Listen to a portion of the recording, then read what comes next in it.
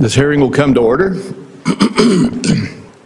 And before we begin our formal business, let me first extend a welcome to our new Finance Committee members. We have Senator Marshall on the Republican side. Welcome, Senator. And on the Democrat side, we have Senators Lujan, Sanders, Smith, Warnock, and Welch. We welcome you all to the committee as well. You all bring great expertise to the committee, and we look forward to working with you. I'm also honored to lead this committee alongside Ranking Member Wyden. Senator Wyden and I have a proven track record of working together to improve the lives of our constituents in the Pacific Northwest and on this committee. And we can and will do so again in this Congress. I look forward to working with you, Senator Wyden. This committee's jurisdiction, tax, trade, and healthcare policy, reflects some of the most challenging matters that Congress confronts. The Finance Committee will continue its long tradition of addressing these matters in a manner that invites bipartisanship and delivers results to create opportunities for Americans. Turning to today's hearing, let me extend a warm welcome to Mr. Scott Bessent, President Trump's nominee for the Secretary of the Treasury, as well as his family. Congratulations, Mr. Bessent, on your well-deserved nomination, and thank you for your willingness to serve and for your extensive cooperation with this committee. It has already been a great pleasure to work with you. You've been transparent, candid, and insightful with me and with my colleagues. You've spent countless hours meaningfully answering our questions and according yourself with great courtesy, dignity, and professionalism. Throughout the committee's rigorous vetting process, and I think that our Finance Committee has the most rigorous process of any committee in the Congress, you have worked tirelessly to meet our long-standing diligence standard. It's clear that you followed applicable law and provided thousands of pages of documentation that substantiate your positions supported by major law and accounting firms. Thank you for your transparency and responsiveness throughout the Finance Committee's exacting process, and I look forward to continuing to work together with you. Mr. Bessent has worked for the last 3 decades as one of the sharpest minds in the global finance industry, including as an entrepreneur who started his own asset management firm.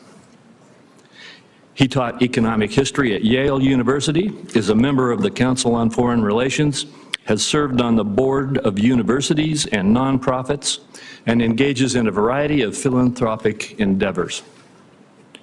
Mr. Bessent, based upon your background, experience, and character, President Trump made an excellent choice in nominating you to be Secretary of Treasury. As you have described it, the position for which you are nominated is at the heart of the American economy, which is in turn at the heart of global economic growth. A Treasury Secretary heads the agency charged with supporting economic growth, representing U.S. interests before foreign nations and global financial markets and organizations, managing the federal treasury and overseeing financial institutions, to name just a few of the responsibilities. Past successful Treasury Secretaries have understood business and financial markets, as well as foreign policy and national security, budgets, and regulation. They have worked collaboratively with Congress to enact the President's priorities. Additionally, they have been forthright and communicative.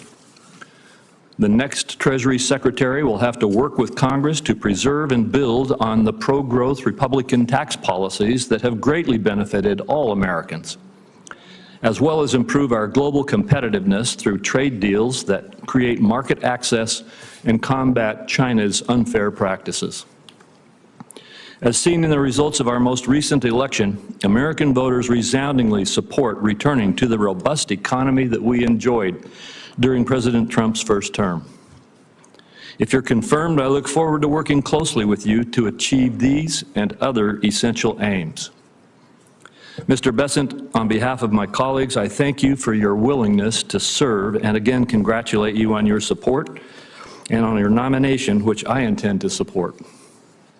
With that, I recognize Ranking Member Wyden for his opening remarks. Thank you very much, Mr. Chairman, and I appreciate your introducing all the new members on both sides, and as always, your very kind comments about me. Very much appreciated. In a Trump economy, the winner's circle is small, and it's dominated by the ultra-wealthy.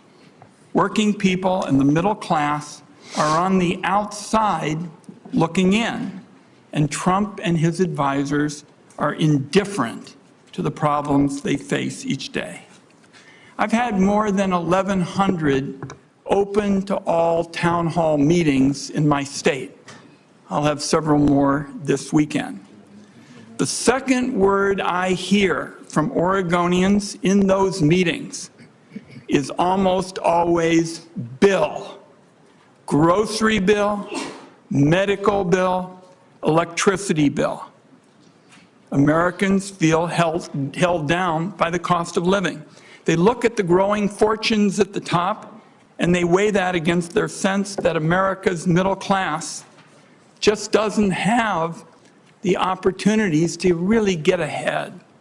The American people voted for change, and more than anywhere else, they want change in the economy.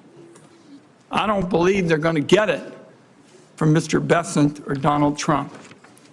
The centerpiece of the Trump economic agenda is extending his 2017 tax law at a cost of more than $4 trillion. Ultra-wealthy individuals who rake in millions each year would get tax breaks of hundreds of thousands of dollars. Families who live paycheck to paycheck would be lucky if they could just get enough to cover the grocery bill for a week. How does Donald Trump and Republicans plan to pay for their multi-trillion-dollar giveaways to the ultra-wealthy? For starters, they'll be offering across-the-board tariffs. And let's be clear about what that's all about. Trillions of dollars in new taxes paid for by working Americans and small businesses. And to me, the ultimate distillation of the Trump agenda is paying for tax breaks for the top by increasing child hunger, booting tens of millions off their health insurance, and laying off hundreds of thousands of manufacturing workers. It feels to me like a class war on typical American families. And the nominee, if confirmed, is going to be right in the middle of it. Donald Trump's going to be waging this class war instead of fixing what's broken about the tax code, which is there's a special set of rules that apply only to the ultra-wealthy. Make no mistake about it.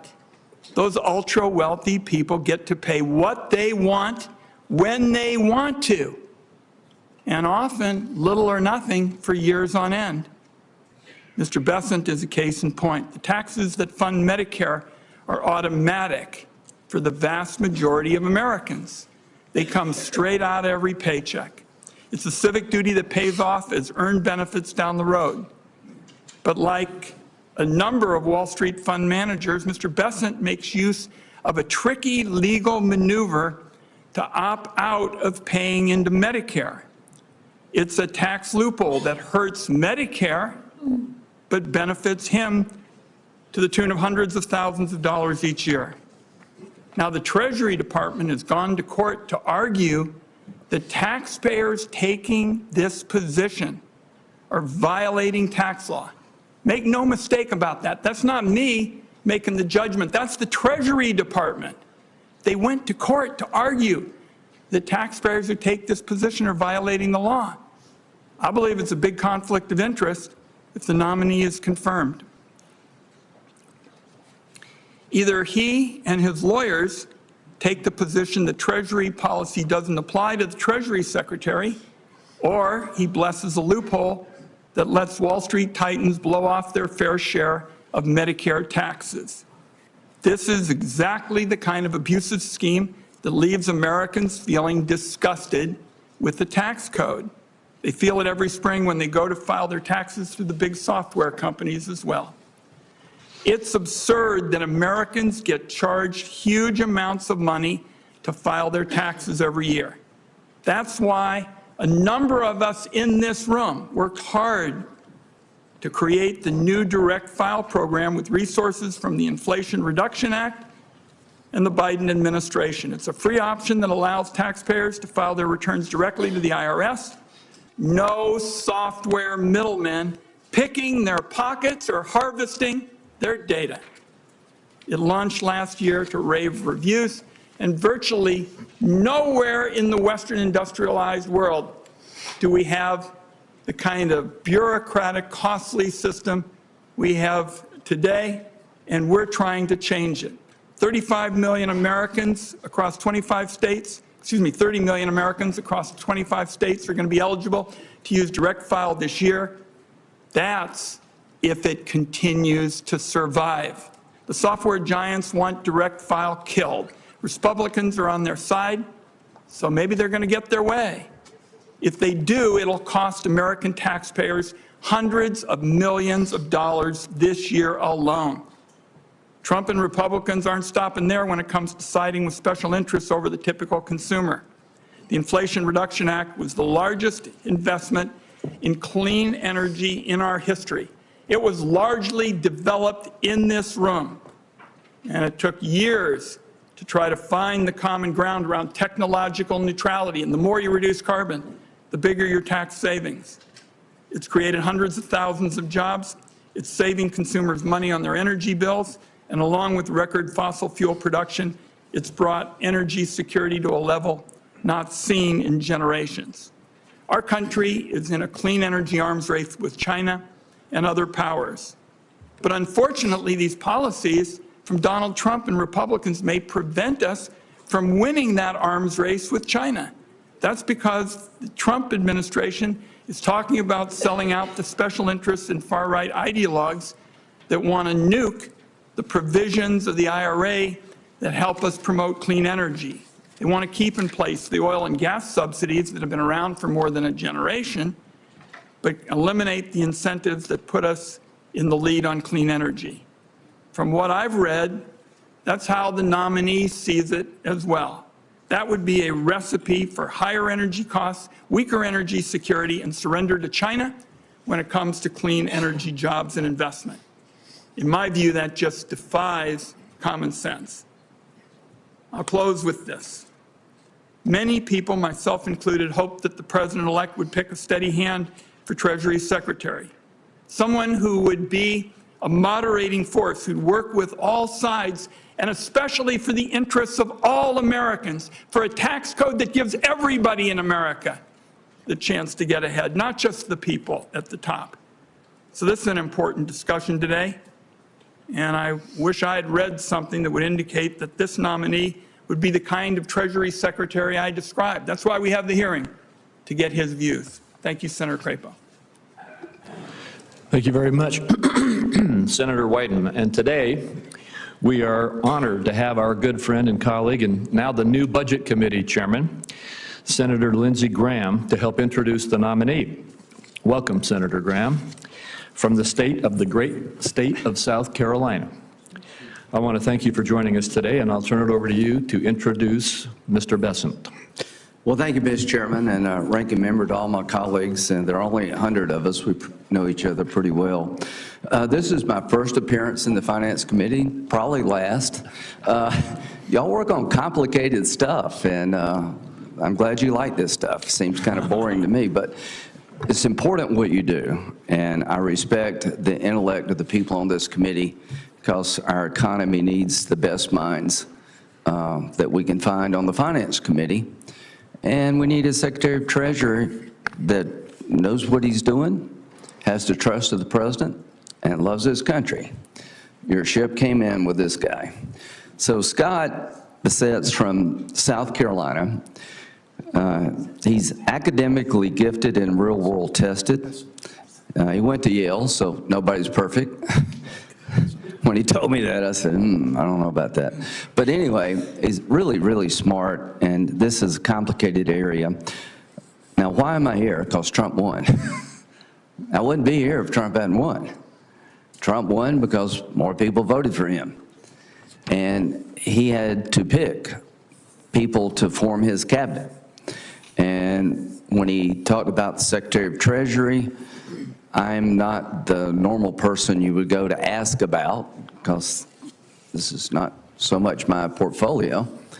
But when he mentioned Scott, I said, oh my God, home run, from my point of view.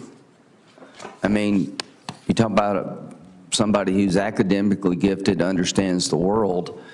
Scott, like any Republican president, would pick Scott. I mean, he's really understands the president and what the president wants to do. And the reason I vote for almost everybody, for every president, is I believe, colleagues, that every president deserves a cabinet that they know and trust and can rely upon. If I had to vote for people based on agreeing with them, I wouldn't vote for anybody y'all picked. That's not the standard for me. I vote for people who I disagree with because I think they're qualified. So I would just ask the committee to think for a minute, is this man qualified? Does he have the background and the intelligence and the character to serve President Trump and our nation's Secretary of Treasury? I think by any reasonable test of qualifications, he excels beyond the bare minimum to the highest level of excellence. But that's just my opinion. So my goal here today is to tell you a little bit about him. You've heard from the chairman about his success in the financial world, about his academic qualifications. He was born in Little River, South Carolina. Why do they call it Little River? Because it's little, and it's a river. It's in Horry County. How many of you heard of Myrtle Beach? Most of you. Well, this is somewhere between Conway and Myrtle Beach. At 9 years old, his first job was to set up beach chairs and umbrellas in North Myrtle Beach.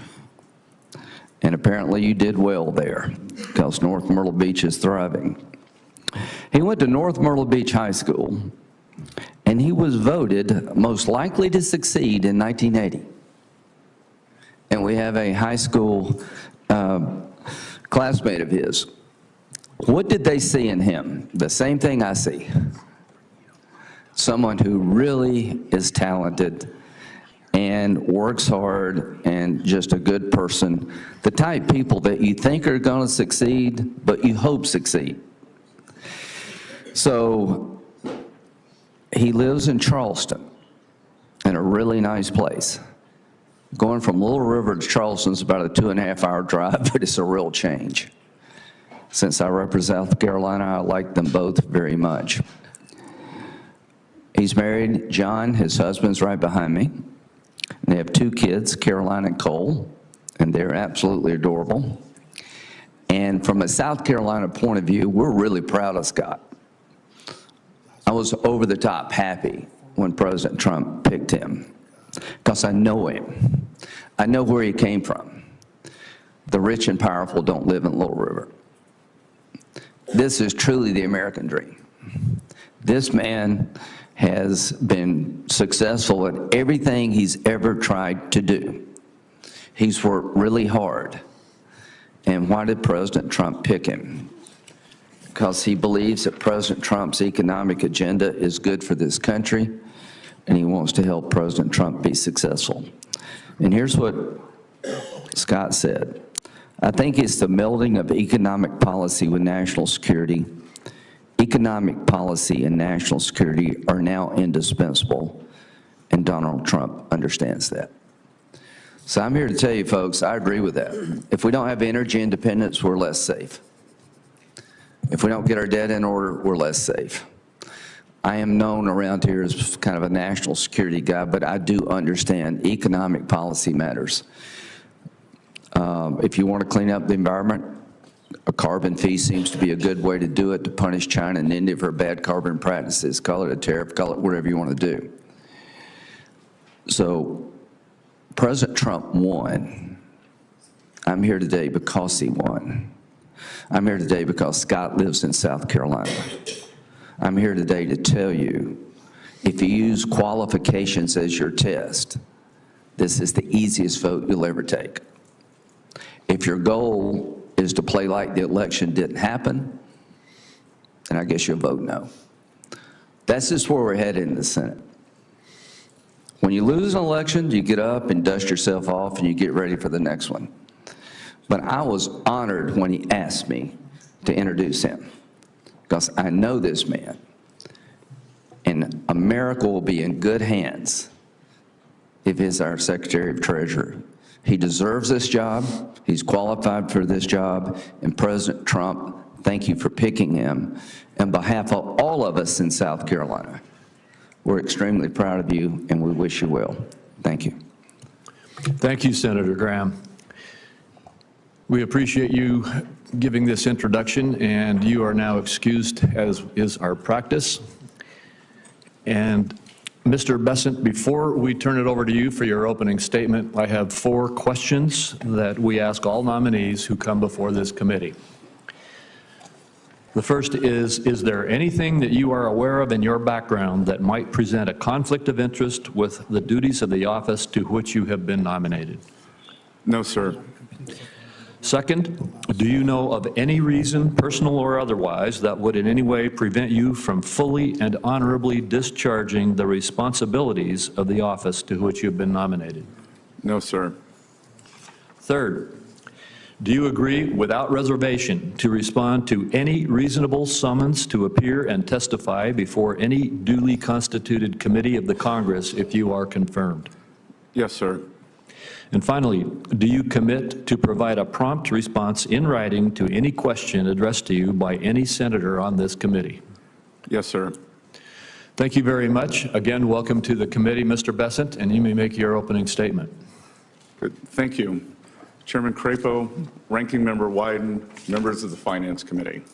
It's an honor and a privilege to be considered by this committee as the President's nominee for the Secretary of the Treasury. I want to thank all of you who took the time to meet with me over the past few weeks. I want to thank my spouse, John Freeman, who is here today, and my wonderful children, Cole and Caroline, Mike, I'm not sure his mic's here. who are sitting behind me. Mr. Bessent, could you pull the microphone a little closer to you? Who are sitting behind me for the ultimate civics lesson. I want to acknowledge 3 people who couldn't be here today. My 98-year-old mother-in-law, Celine Freeman, a World War II French war bride of an American soldier who lives with us in Charleston, South Carolina, making for a 3-generation household. My sister, Paige McLeod Bessent, who doesn't like crowds and prefers the mountains of South Carolina to large cities, and my recently deceased sister, Wynn Bessent, who worked tirelessly as a public defender in one of South Carolina's poorest counties. I also want to thank President Donald Trump for having placed his trust and confidence in me for such an important role in his administration. While I have met with many of you, most Americans watching at home will be unfamiliar with my background. I have been blessed with a fulfilling and successful career, but my presence here today was far from predetermined. I was born and raised in the South Carolina Lowcountry. My father fell into extreme financial difficulty when I was young. When I was 9 years old, I started working 2 summer jobs, and I haven't stopped working since. I eventually made my way to Yale. I accepted my first internship in finance because the job came with a pull-out sofa in the office to sleep on, which allowed me to live in New York City rent-free. I've been involved in the financial markets ever since. I've been fortunate enough to work with some of the world's greatest investors in a career that has taken me to almost 60 countries over 40 years. My life has been the only in America story that I am determined to preserve for future generations. Today, I believe that President Trump has a generational opportunity to unleash a new economic golden age that will create more jobs, wealth, and prosperity for all Americans. My life's work in the private sector has given me a deep understanding of the economy and markets.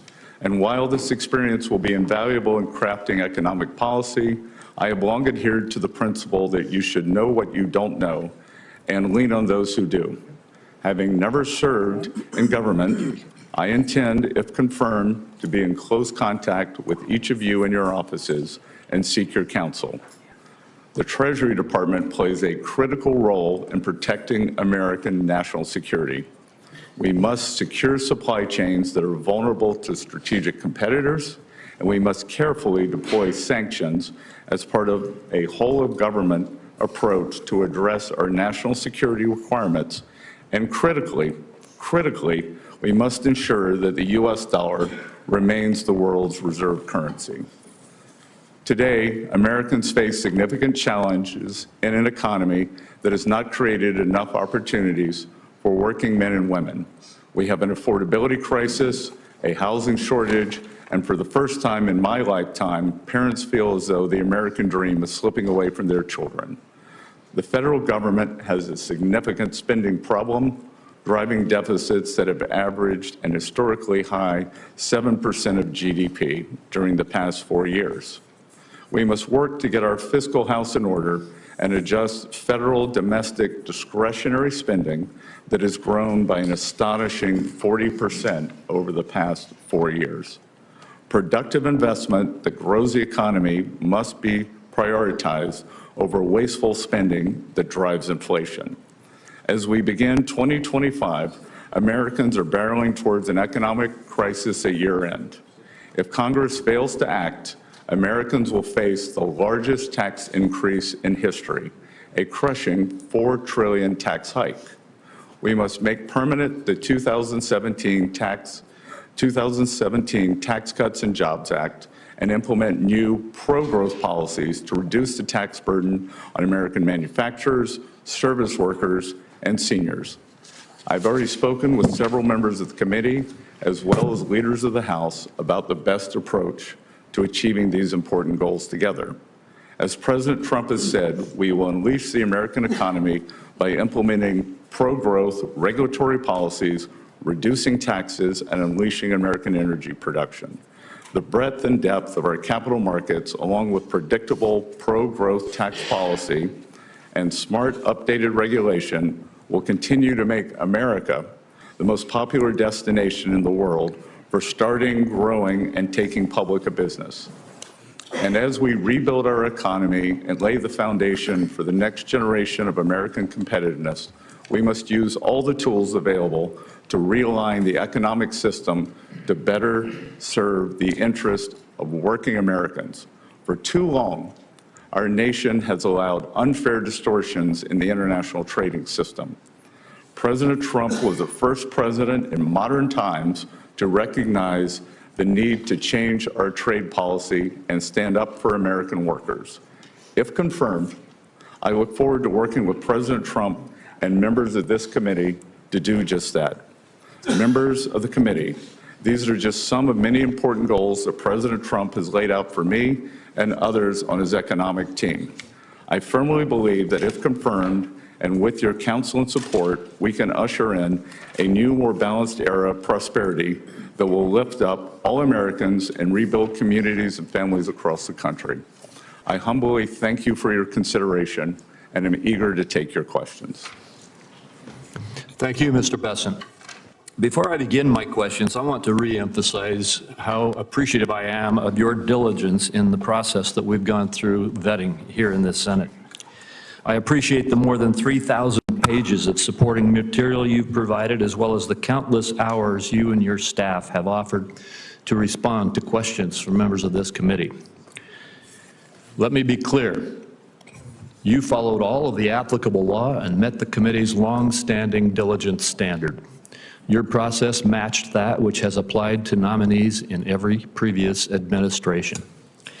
And I want to go in my first question to you to the Tax Cuts and Jobs Act, which Senator Wyden and I have both mentioned already, and you've mentioned in your remarks. The attack on this statute, this law, which is law, I remind everybody it is the law now, it was passed in 2017, is that it was a tax cut for the wealthy. I appreciate you, Mr. Bessent, noting that it will be a $4+ trillion tax increase if we do not extend this law. And a point that I would remind all of my colleagues is that if that $4+ trillion tax increase happens, it's not just going to be something that impacts the wealthy. It is 2.6 trillion of it. The majority of it falls on people who make less $400,000 for a family with 2 taxpayers, for under $400,000 per year. That's the number that President Biden chose to say he wanted to protect it. 2.6 trillion of this tax cut hits those making less than $400,000. Moreover, massive amounts of it hit pass-through entities, small businesses across this country. This is not a tax cut for the wealthy that we're talking about. It is a tax increase on all Americans, the majority of whom are in the lower and middle income categories. My question to you is, one of our pivotal tasks is to make sure that this tax increase does not happen. Can you give us your perspective on the impact that would occur in this country if we allowed this $4 trillion tax increase to happen? Senator Crapo, thank you for this, and thank you for the meetings over the past few weeks. I've enjoyed working with your staff, and this is the single most important economic issue of the day. This is pass-fail. That if we do not fix these tax cuts, if we do not renew and extend, then we will be facing an economic calamity. And as always, with financial instability, that falls on the middle and working class people. We will see a gigantic middle class tax increase. We will see the child tax credit halved. We will see the deductions halved. So it will be what we call in economics, it has the potential for a sudden stop. And as I said, traditionally with these sudden stops, it falls on working Americans. Thank you. And I would just say to you, you may be aware of this, but the Tax Foundation has indicated that if we do sustain these tax cuts and protect them from expiring and stop this tax increase, that the extension of this policy would increase the growth of the GDP in the United States by 1.1% over time. Similarly, and I don't know how they came up with the same number, but the National Association of Manufacturers indicates that if we don't extend this tax relief, that there will be a 1.1% reduction in growth of jobs and development in our economy. It seems to me that as we are talking about what to do for America, that protecting America from a 1% reduction versus a 1% growth in GDP is a critical objective.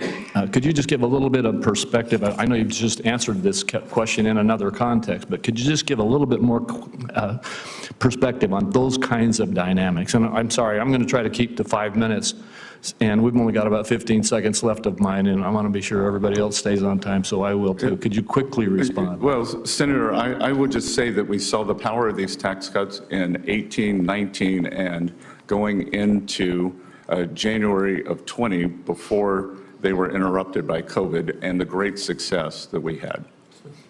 Thank you.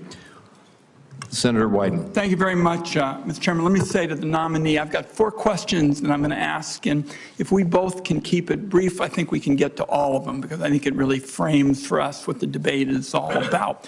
I'm going to start by talking about the future of direct file. This is the program that helps our people who choose it to save hundreds of dollars when they file their tax return. Last year, the IRS launched it. It was enormously popular among taxpayers, but of course, the tax software giants and their big lobby just hate it. They want to shut it down. Now, the filing season starts January 27th, so it opens in 10 days, and millions of taxpayers around the country have already been notified that they are going to be eligible to use direct file this year. So I won't do this for every question, but I'd really like a yes or no on this one. Will you commit to keeping direct file up and running if you're confirmed? I will commit that for this tax season, that direct file will be operative, and the American taxpayers who choose to use it will. And if confirmed, I will consult and study the program and understand it better and make sure that it works to serve the IRS's three goals of collections, customer service, and privacy. I appreciate the answer. It means that taxpayers are going to save, who choose to use it because it's voluntary, hundreds of dollars, and we'll have a chance to see once again how popular it is with practically everybody except the tax prep software crowd. On to tariffs.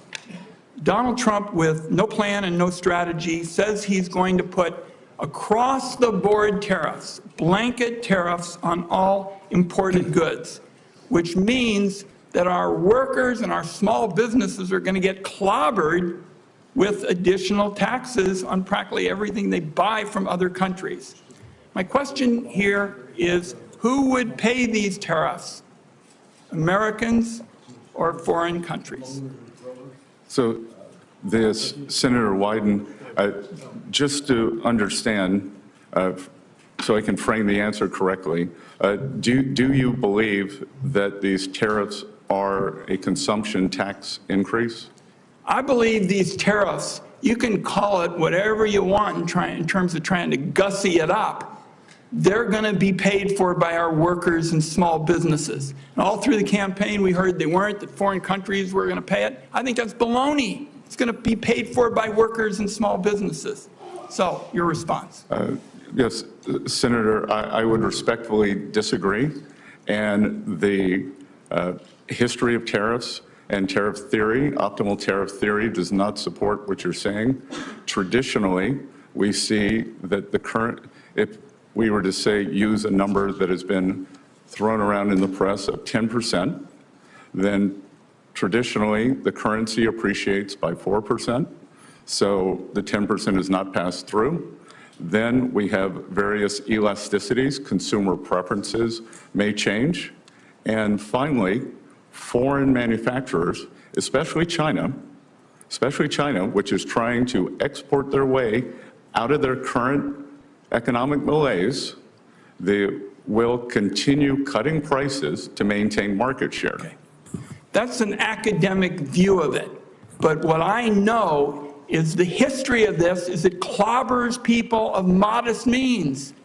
They're the people who are going to get hit. And all through the campaign, there was a big show that it was going to be paid for by foreigners, not so.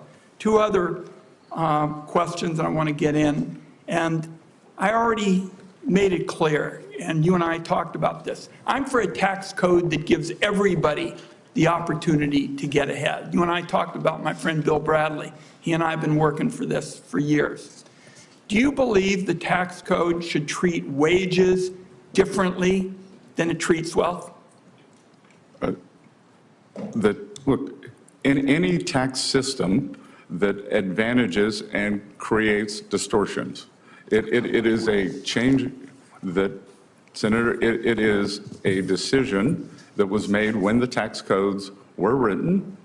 And so every tax code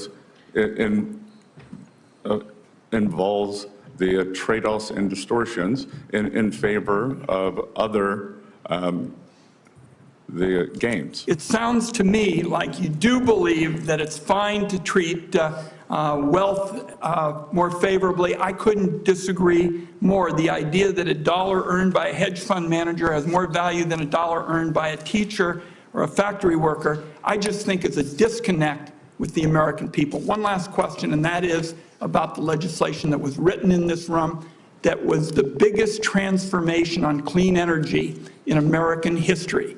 That is our package that basically said the tax code as it relates to energy is a broken down mess. And we basically said we're going to have a technology neutral system. The more you reduce carbon, the bigger your tax savings. Now there is a big effort in the Trump administration to reverse it. I think that's going to be bad for the economy, but it is going to be damn good for China because we are in an arms race on clean energy with them. Are you going to be on the side of people who want to unravel this? Senator Wyden, just so we can frame this for everyone in the room, China will build 100 new coal plants this year. There is not a clean energy race. There is an energy race. China will build 10 nuclear plants this year. That is not solar. I am in favor of more nuclear plants. And I would note that the IRA, as scored by the CBO, is wildly out of control in terms of spending on the upside. Well, first of all, the clean energy package does protect nuclear because members on both sides of the aisle in this room wanted it to be that way. But if you're going to talk about fossils, the United States has achieved a greater level of energy security than we've had in generations. Oil and gas production is at record highs. And it's not just that, but it's about clean energy. And I'm very troubled by your position denying that we're in an arms race with China on clean energy, because we definitely are. Thank you, Mr. Chairman. We do need to move on. And I told Senator Wyden he could have those 4 questions, but I want to remind everybody else we've got a 5-minute time limit. He deserved those extra questions. Senator Grassley. Mr. Bessent, congratulations. I want to start out with where you and I talked about something in my office, and you remember that tongue-in-cheek comment I made to you that you're going to be asked by the chairman, will you answer all of our letters? And everybody that comes to the Hill says, yes, they're going to. And I said, maybe you better say maybe, because most people don't keep that promise. So I just wanted to remind you, if I write you a letter on my oversight responsibilities, I'd appreciate it if you'd answer it. Now to my first question.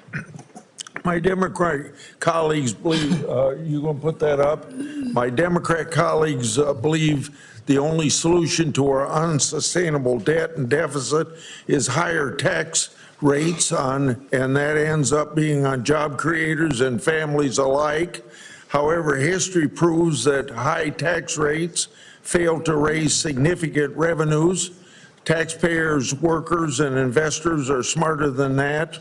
In other words, they're smarter than we in Congress that thinks that at one time a 93% marginal tax rate would bring in more revenue than a 70% tax rate or a 50% tax rate or a 30% tax rate or a 40% tax rate and so on. But as you can see from this chart, Congress isn't too smart because the taxpayers decide how much money they're going to bring into the federal treasury. Now, on the other side of the ledger, federal spending is at levels we've never seen outside of war and recession and still growing. So I'm making a statement to you, but if you'd like to comment on whether or not we have a fiscal imbalance primarily or a spending problem rather than a revenue problem.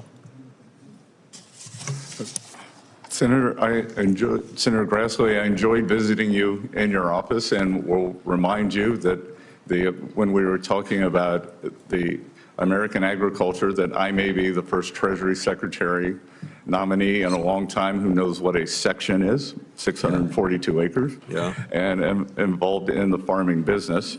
And yes, we do not have a revenue problem in the United States of America. We have a spending problem.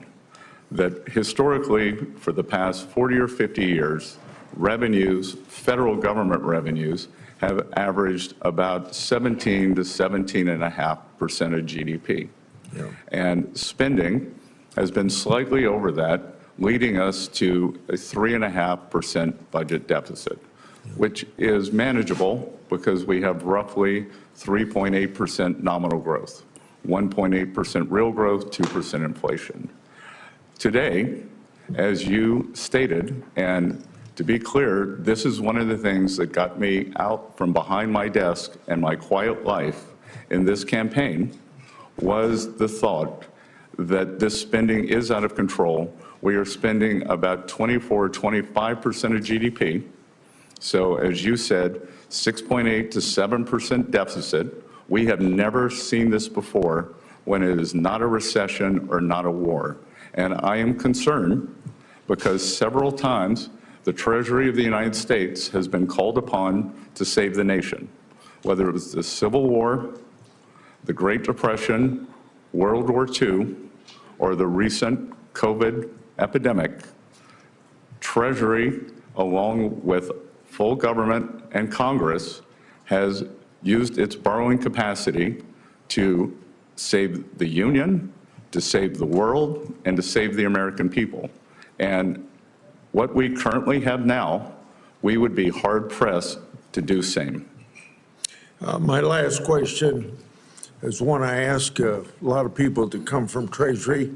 While I oppose tax hikes on individuals, families, and small businesses, I've long championed sensible policies geared towards shutting down tax loopholes and providing tools to IRS to detect tax cheats.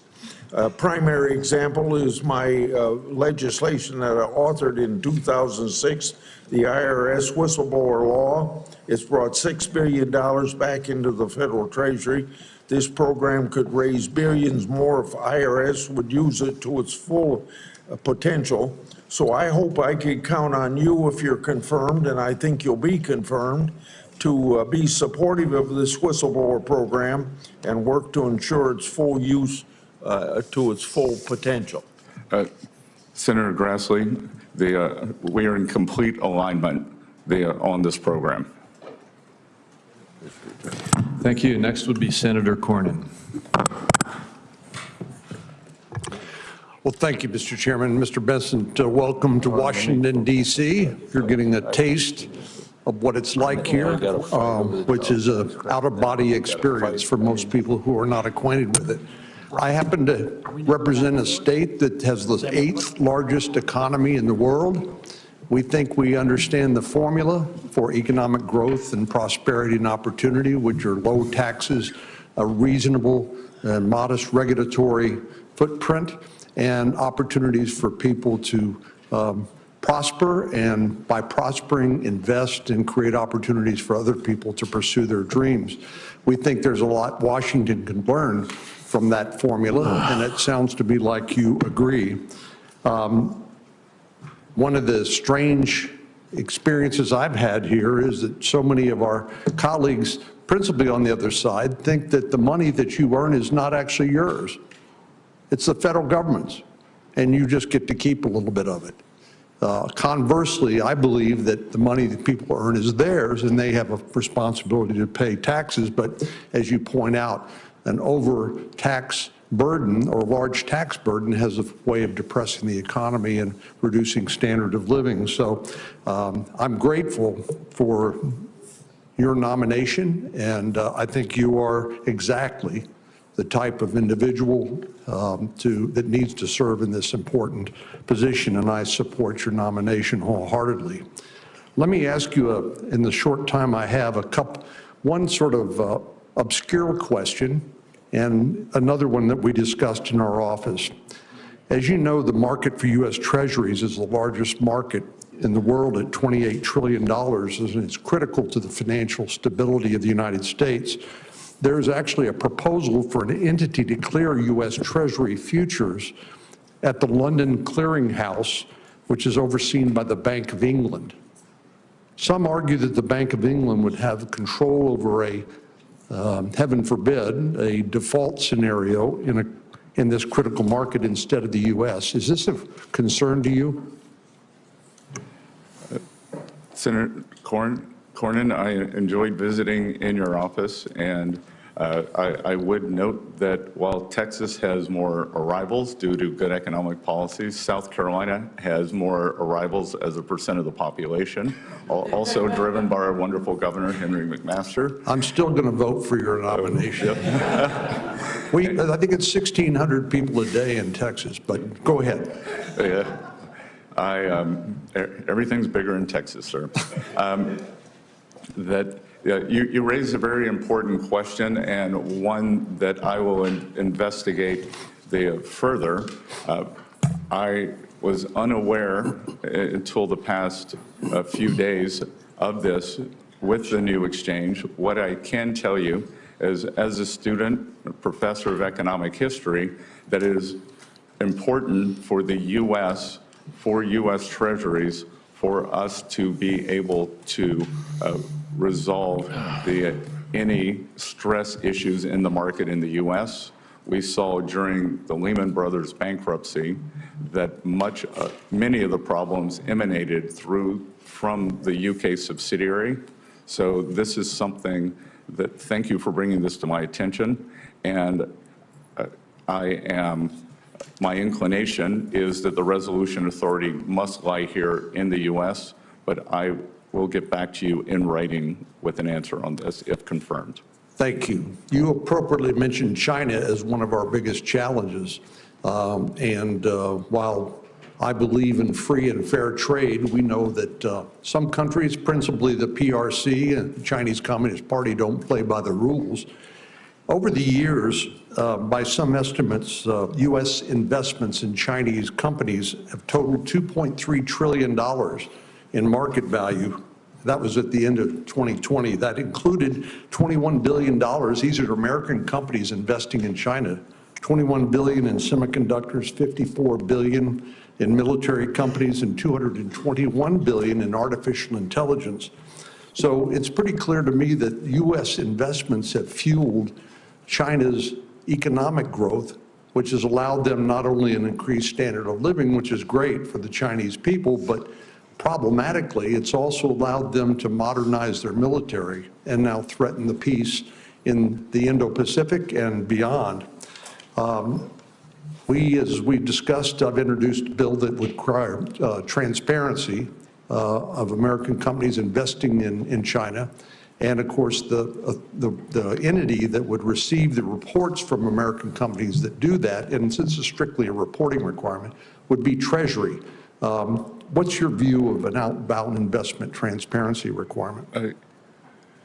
Senator Cornyn, I believe that, as we discussed in your office, this is a very important issue. That the Chinese economy is the most unbalanced economy in the history of the world. They are using their surpluses to fund their military machine in China, and I'm not going to try the Mandarin pronunciation for the sake of everyone in the room, but there is a phrase that is two words: military industrial, and military always comes first. So we should understand that, and that we should have a very rigorous screening process for, as you identified, anything that could be used in AI, in quantum computing, in surveillance, in chips, that the U.S. has the lead, and we must make sure that we maintain it through smart policies such as you and I discussed. Thank you. We need to move on. Senator Bennett. Mr. Bessent, thank you for being here. Mr. Chairman, congratulations on your position. We look forward to working with you, as I always have. Mr. Bessent, thank you for your willingness to serve.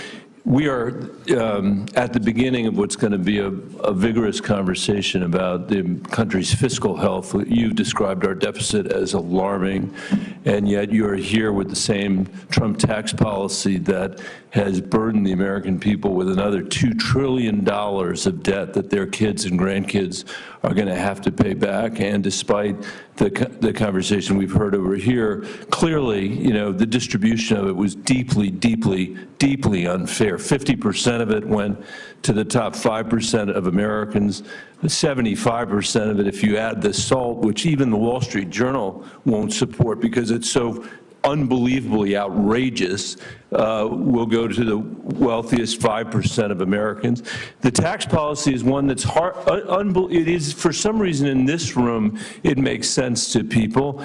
In America, I don't think there's been a mayor in the history of the United States whose tax policy has been to go to the people of New York City or of Atlantic City or even of Mar-a-Lago and said to them, I have an idea. I'm going to borrow more money than we have ever borrowed in the history of that community, and I'm going to spend it. And I would say, well, geez, I'm worried about that. I don't want us to borrow a bunch of money without knowing what it's going for. What is it going for? Is it going for schools?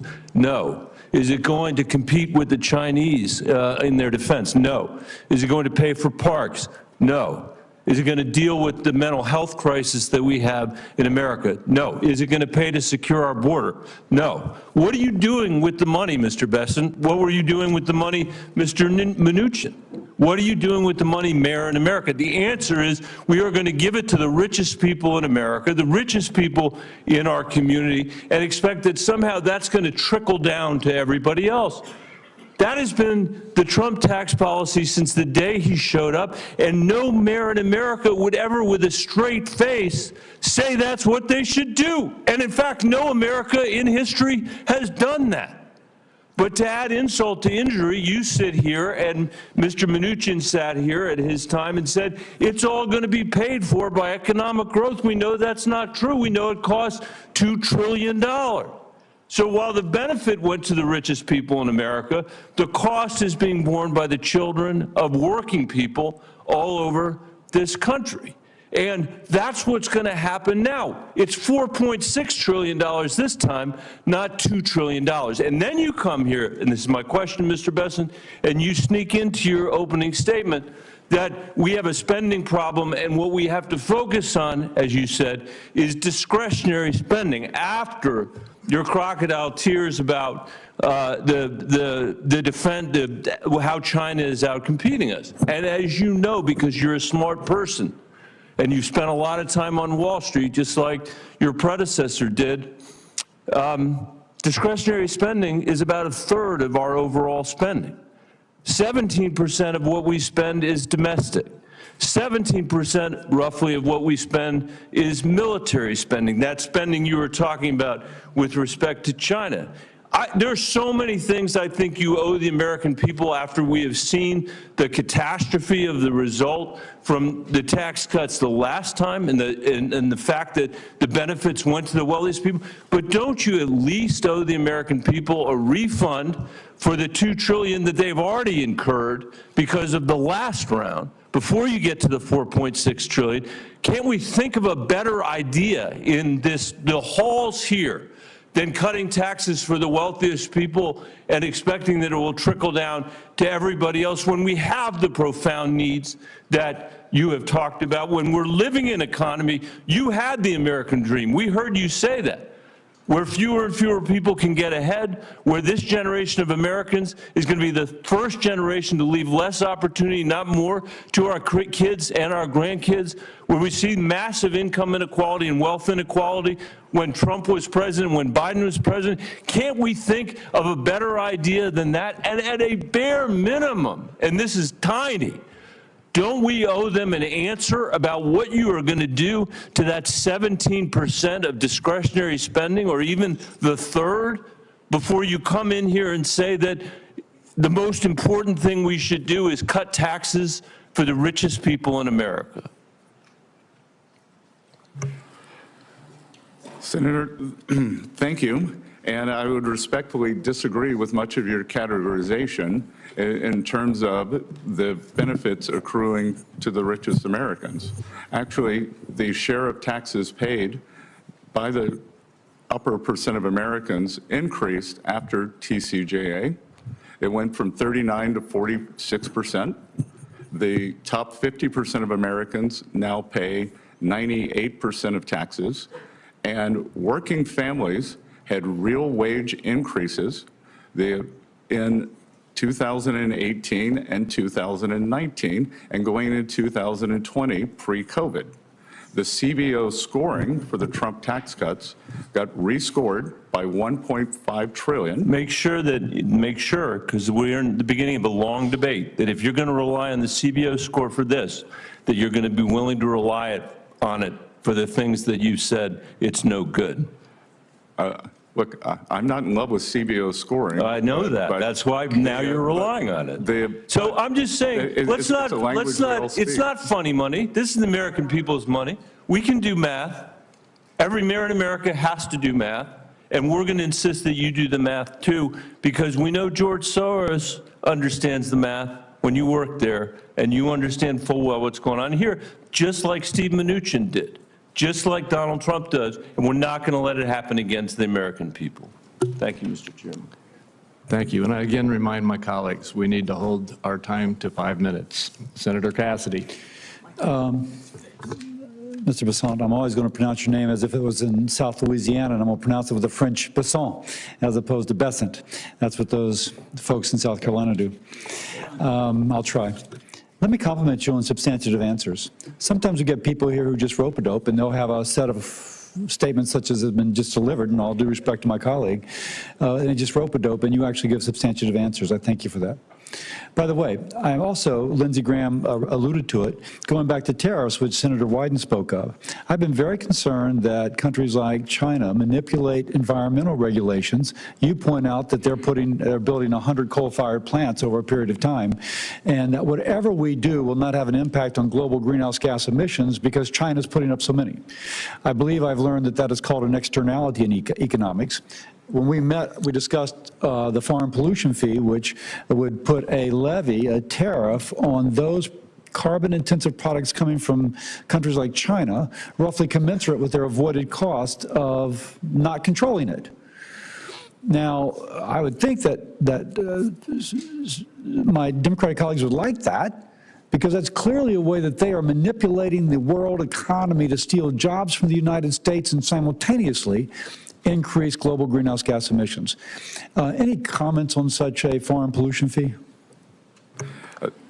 Senator Cassidy, I greatly enjoyed our discussion and the extensive presentation you gave me when I visited with you. And this is a very good question because, and I believe it is one for your Democratic colleagues to understand whether they would be in favor of the equivalent of a carbon tariff. That Senator Graham is in favor of it. And I think this is a very interesting idea that it could be part of a entire tariff program because I think President Trump hasn't taken office yet. But if confirmed, I look forward to working with him on various strategies, some that could be specifically aimed toward carbon, as you say, others that could be aimed toward unfair trade practices, unfair financing practices. So if you will, there's externalities that a tariff can address. Those externalities in and of themselves hurt the pocketbook or the job prospects of an average American. Let me move on. I think you would agree with that. I applaud your goal to get our debt to GDP ratio down to 3%, or percent of our GDP down to 3%. But you studiously say that we can't talk about things like Social Security. And I think that's because routinely, if we talk about Social Security, we presume that there's going to be a cut in benefits or a raise in taxes. I think we spoke when we met. I and others have a bipartisan plan that would create a pension investment fund separate from the Social Security Trust Fund, and that, just like we do with our 401ks, invested in the broader economy and use the proceeds from that to offset the upcoming 25% cut in Social Security benefits that will occur if we don't address this problem. And just so folks get that, under current law, when the Social Security program goes insolvent in 8 years, per CBO, there'll be a 25% cut in benefits. Under the plan I and others have endorsed, it's a pension investment fund in which we, again, would invest in the broader economy with all the safeguards to keep the government from interfering. I mention that because it seems that other advisors to the president, incoming president, have spoken of creating an investment fund to benefit. Mr. Lutnick, I think, has. Mr. Paulson did on the campaign trail. What are your thoughts about that concept? I think they spoke about it as sovereign wealth. I'm speaking about it as a fund to bail out socialism. social, not, by the way, all risk borne by the fund, none of the risk borne by the beneficiary. She would get her scheduled benefits. What are your thoughts on that? So, Senator Cassidy, first of all, I want to emphasize that President Trump has said that Social Security and Medicare, they will not be touched. And I believe... But I'm saying touch in a positive way, not cut benefits, not raise taxes, indeed increase benefits, and take that 25% cut off the table, just to make that clear. No, I understand. And so those would not be touched. One of the tragedies of this blowout in the budget deficit is that we have to get our short-term house in order to start, before we can start implementing the smart plans such as yours. I do believe that there is discussion to leverage the asset side of the U.S. balance sheet, as we discussed in your office, in favor of a fund, whether it's a sovereign wealth fund, something, as you discussed, a supplemental fund. So that is very much in the mix. I look forward to getting back to you on it. President Trump hasn't taken office yet. If confirmed, this is something that I think could be very exciting, because we always look at the debt of the United States, and we have fantastic assets that could be earning, leveraged, or used for multiple revenue-generating opportunities. Thank you. Thank you. Senator Warner. Thank you, Mr. Chairman. Congratulations. Mr. Bessent, it's good to see you and enjoyed our meeting. I've got some specific questions I want to ask, but I don't want to litigate this now, but I do feel, as someone working with Senator Crapo and others, when we took on, I still think, the most comprehensive post-Simpson-Bowles, and we took arrows from each side. And I'm looking at any kind of pro-growth policies possible, but I just respectfully want to say there is not an industrial nation, first world industrial nation in the world, that gets anywhere close to meeting their revenue needs, and I'm not proposing that America spend anywhere like the Europeans at 17 to 18% of GDP. It's never happened historically. It's not going to happen in a Trump administration or future Democratic administrations.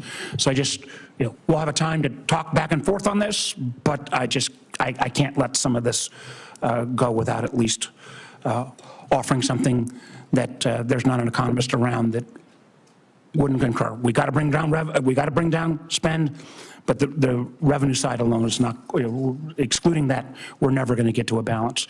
I do want to raise on a more positive note, again, something I worked closely with the chairman on, and actually worked with your predecessor on, and was very proud of that relationship. I disagreed with Secretary Mnuchin on a lot of things, but I found a lot of things to agree with him on. And one was a relatively narrow part of the financial sector called Community Development Financial Institutions, CDFIs. Under the previous Trump administration, we put about $12 billion in.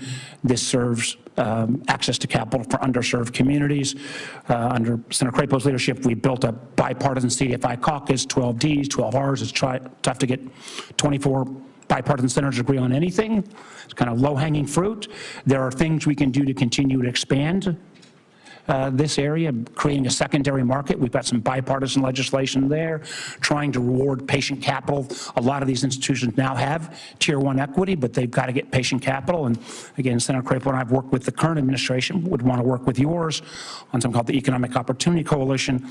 But can you say a word or two about how you view CDFIs and this making sure that underserved communities get the access to capital so they can have their own American dream, how that fits into your lexicon? Senator Warner, I enjoyed talking to you about CDFIs in your office. The early part of my career was as a financial services analyst, so I have a depth and breadth, and I believe that the breadth of the U.S. financial services industry is what makes the U.S. economy differentiates the U.S. economy from the rest of the world. And I think the addition of these CDFIs into underserved communities are very important. Well, I appreciate that. And again, it's bipartisan. And there are, again, you understand markets well. If we could spark a secondary market in this debt, we could leverage, and I'm talking about private capital, and I know that's what my colleagues like a lot, private capital, but we can leverage it exponentially. One of the things we discussed, and again, we talked about this in my office, and I don't want to, one of the things I was happy to hear, I feel very strongly that we cannot reward Vladimir Putin's aggressive, outrageous behavior in Ukraine. And I think the Ukrainians have performed remarkably. Obviously, they have manpower issues. I see this from the intel side on a daily basis. One of the areas that I think we have not done as well, and candidly, the sanctions regime, I don't think was as effective as it should have been. And I frankly think the Biden administration waited too late to put some of these additional sanctions on oil and tankers. The ability for Russia to retool. Listen, I hope if President Trump can settle this, hallelujah, the world would be better off. But one of the things we discussed in my office was the potential to actually increase the sanctions regime as a way to help further leverage that. Would you care to talk for a moment about that again? Yes. So, Senator Warner, I believe that the sanctions regime, especially, well, first of all, I would say in my adult life that the tragedy going on in Ukraine is one of the greatest tragedies of my adult life. And ending that as soon as possible, and any role the Treasury can play in that, if confirmed, I would like to do. As we discussed, I believe that the sanctions were not fulsome enough. I believe that I believe that the previous administration was worried about raising U.S. energy prices during an election season, and I am perplexed to see that National Security Advisor Sullivan, on his way out the door, is raising the sanctions level on Russian oil companies. And indeed, the oil prices in the U.S. are up about 9% this month. So what was good for that administration is being foisted on us. But having gone from, I think, low-level sanctions to mid-level, that if any officials in the Russian Federation are watching this confirmation hearing, they should know that if I'm confirmed and if President Trump requests, and as part of his strategy to end the Ukraine war, that I will be 100% on board for taking sanctions up, especially on the Russian oil majors, to levels that would bring the Russian Federation to the table. And I will only take 30 seconds. Let me just get 30 seconds.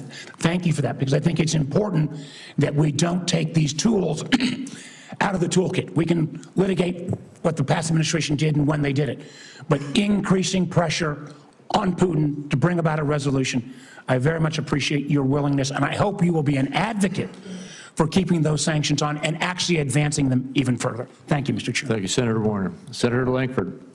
Thank you, Mr. Chairman. Mr. Bessent, good to see you again. Thanks for the time in the office to be able to talk through a lot of these details as well. I was interested to be able to hear your statistic you shared earlier that after the Tax Cuts and Jobs Act of 2017, now we've had several years to be able to see what happens. And now I believe the statistic you gave is the top 50% of earners in America now paying 98% of the taxes. Did I hear that correctly? Because I've heard over and over again that it's only the wealthy, only the big companies that get it. I would encourage, quite frankly, every Oklahoma company that's a small business to ask their CPA this year when they're filing their taxes, what if the Tax Cuts and Jobs Act expires next year? What would my taxes be next year? And have small business owners ask that question of their CPA, and I think they will be quite surprised, based on all the rhetoric, to say this is only about big companies and wealthy people, that every small business will quickly find out, oh, it's them as well. It'd be the same thing on the child tax credit. If Tax Cuts and Jobs Act goes away, it gets cut in half in the child tax credit, and all the inversions that were happening under the Obama administration, where American companies were being bought up by foreign entities. Now that's actually switched. Now American companies are buying foreign companies, and those jobs are coming here. So there's been a tremendous amount of benefit in that. The one challenge that we've had on this committee has been a conversation with Janet Yellen about Pillar 2. And it started really 4 years ago now, 3 years ago, where the conversation was about, well, we really don't need Congress to act on this. We feel like we can do unilaterally. We can change America's tax policy for all businesses in America. And now in the last year, they've shifted to say, well, we're going to have to come back to you at some point to be able to get this. In the meantime, a deal has been negotiated that literally helps European countries and hurts the United States on this. And they negotiated a deal that exempts China from being affected by this at all. My question to you is, are you going to engage on this issue of Pillar 2? Number one, have this committee involved in writing taxes, which seems to be consistent with the Constitution. And then what is your message to other countries if they try to implement Pillar 2 on American businesses? Thank you, Senator. As we discussed in your office, Senator Langford, that I believe that any, especially European country, but any country that in the next few days before President Trump takes office is intent on implementing Pillar 2 will find it a grave mistake. That the taxation of U.S. companies is a sovereign issue, and that authority lies with this Congress, and I will respect that. I will work with you to undo what I think has been a terrible policy. Yeah, which I would agree, and many members in this committee would agree, that not only they went around Congress violating the Constitution, but it deliberately hurt American companies. And I just think that's really terrible policy on it. It truly was America Last policy. On the energy side, you've talked a lot about energy production. I'm Oklahoma, and unashamedly, we're all the above and all the below energy. We probably have more wind and hydro and solar production in my state than any other state on this dais, with very few exceptions, but we also use oil and gas. And we're going to produce all the energy that our state needs to be able to make sure that we stay stable on that. One of the issues that is a business issue for small or large businesses that I've been fighting for is a stable bonus depreciation amount. This is not about the type of energy or the type of business even. It's if you're actually investing in your company and trying to grow your company, that you would know what that bonus depreciation. Now, this will help with pipeline productions, but it will also help a pet shop and a hair salon and a restaurant just as much as well. And so thoughts on bonus depreciation and just a stable rate for that? So, Senator Langford, you're referring to the 100% immediate? Yes, what has been in the past, but for, quite frankly, a stable rate, period. Right now, we have a diminishing rate that's unpredictable.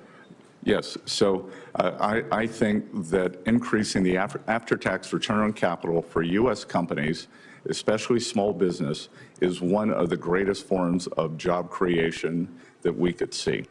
And to go back to your point on energy production, we've heard much here today saying that we are at a record amount of energy production, and we know that's a canard. We are barely above where we were in 2020, and if we were to look at the Department of Energy projections for 2024 and 2025, we are well below those.